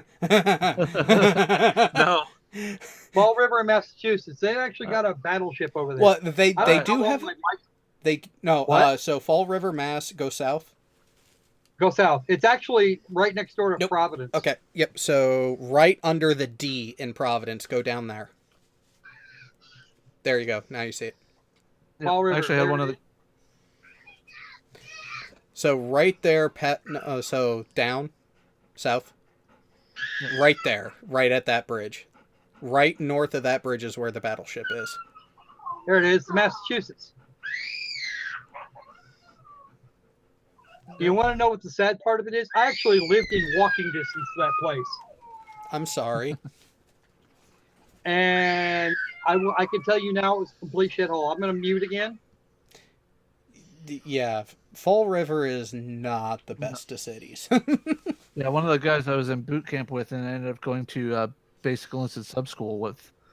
Well, actually, he beat me there because he was in. He didn't have to go to THU. He was from Fall River, and decided that sub life was going to be too hard for him, and just skipped town and went back home.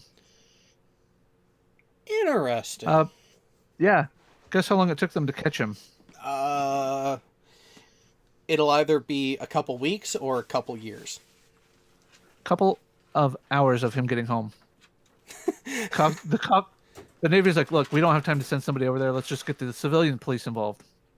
So they called over the Fall River police and told them about the kid. And they're like, oh yeah, we happen to know who his dad is, and not in a good way. Oops. So they put unmarked cop cars at all his known hangouts for his friends and his family, and the dumb fuck went home to mama. Dumbass, you don't go to your house for at least a few weeks. You go somewhere and hide out. I know. So when he got back, he basically was put as an undesignated shore rotation sailor at at Groton. He was just doing janitorial work for about 6 months while he was waiting to go to mass. The captain's like, no, I'm going to let him dangle for a while. Yep.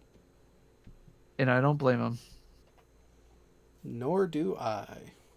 Martha's Vineyard. I never knew which island it was. Till just now. Martha's Vineyard? Yep. Nantucket. Nantucket. And if you go to the west, if you go left, you'll see Block Island. Right. Right there. I just thought it was funny. I'm sure that, you being a history buff and all, Jared, that you heard about the Culper spy ring, right? Yeah. I always found it funny that the British allowed the ship to just travel back and forth between Long Island. Well, No questions asked. Well, when you look at it, with the naval technology at that time and him being in a little fucking rowboat, one, you got balls to cross the sound at that time of year in a rowboat. Yeah. And two, exceptionally hard to spot.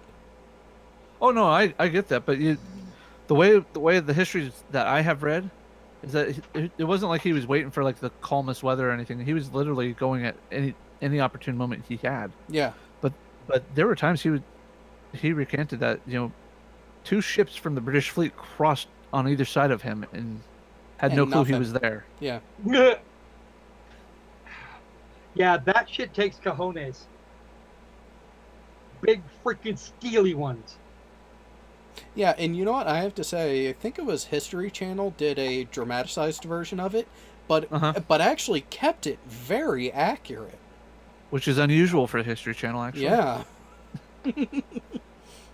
I get their emails not because I want to know about the history of the day. I just want to see how like romanticized they make things out to be, and I'm just like, yeah, they're bad at that actually. Well, they used to be very kind of cut and dry, very plain, which is actually good. Yeah, well, they used to actually be owned by a company that valued art and entertainment and understood the historical context of things. Yes. And then they got bought out by corporate. Aren't they part of the Discovery Networks now or something? Yeah, because Discovery bought out A&E. Hey, gross. Anyway, Discovery Channel used to be really good once upon a century ago. And now not so much. It's mostly reality shows, which Okay. annoys me to no end. Everybody's favorite state, New Jersey. We used to say Strike runs around there someplace. Yep. He's quite a bit further south, actually. Yeah. Yeah, this is where I flew out of. Newark. Oddly from Groton. Oh, I flew from Groton, little, wing style airport, to Newark, and then out to Seattle from there. You know what they did to me when they put me out on the plane to boot camp? They found a nonstop from SeaTac all the way to Orlando. Oh wow. God! On my way to Great Mistakes, however, they gave me a ticket that took me through Atlanta. And Yeah. I swear to you on everything that is holy, that they contracted some drunken frickin' lawn gnomes to build that place. Oh, Hartsfield is dude. horribly set up. Well, no. It's not the worst airport I've seen setup wise, but it is annoying as fuck. Because the way Yeah. the terminals are and the way you have to get from one to the others, you need a minimum of 55-minute layover time just to make your flight. Yeah. So, what do you think of the name of this place that I've got my cursor on? Factory Farms? Factory Farms.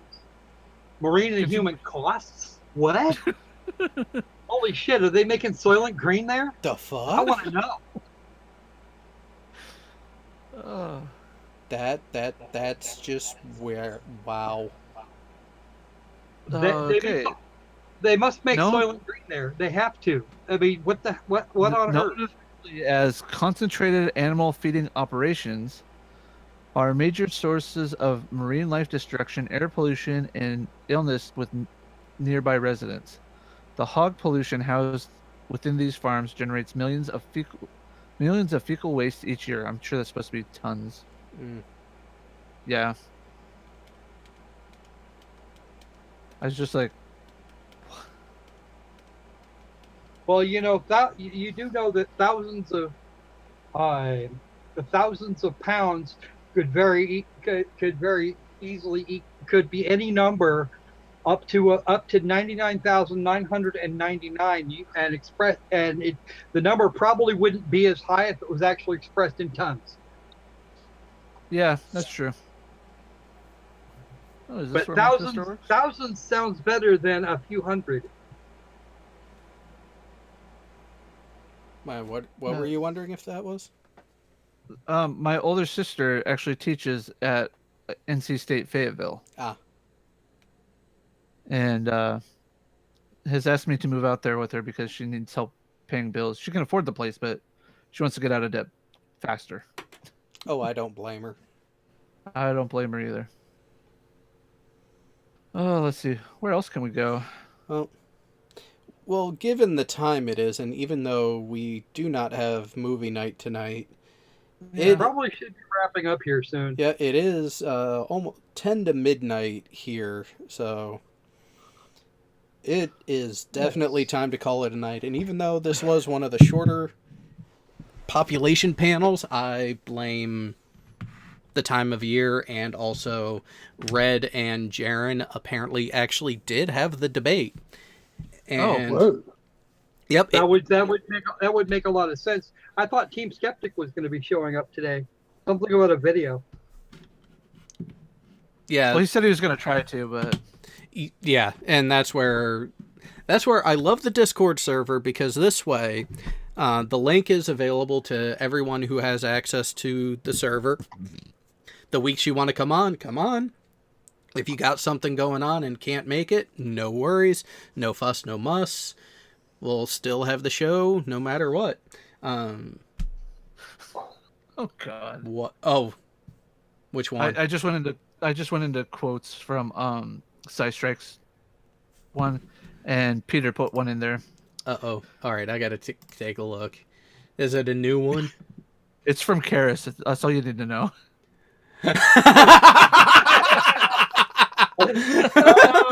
Oh yes, oh yes, that was going to be the running joke of the night had movie night actually gone on. Oh, I know. Sigh. And for those who You know were that? and for those who are curious, you need to go back either to Peter's channel, which is Gonna Go For It, or go to Sci Strike. And was it yesterday or the day before? It was yesterday. They did the dual stream. Yeah, the simulcast of the live show on both Peter's channel and Sci Strikes. It is hilarious. It is worth the watch. Yeah, I haven't had time to watch it yet. Oh, Okay. Alan, be ready with the pause button to take a couple breaks because you'll be laughing too hard.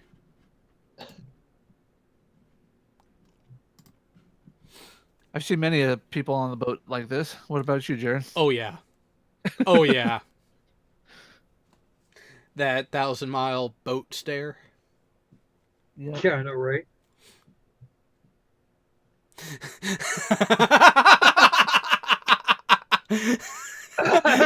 It's an older meme, sir, but it checks out. uh, Oh wait, we got Nicolas Cage. that is probably the most famous one of him. Wow.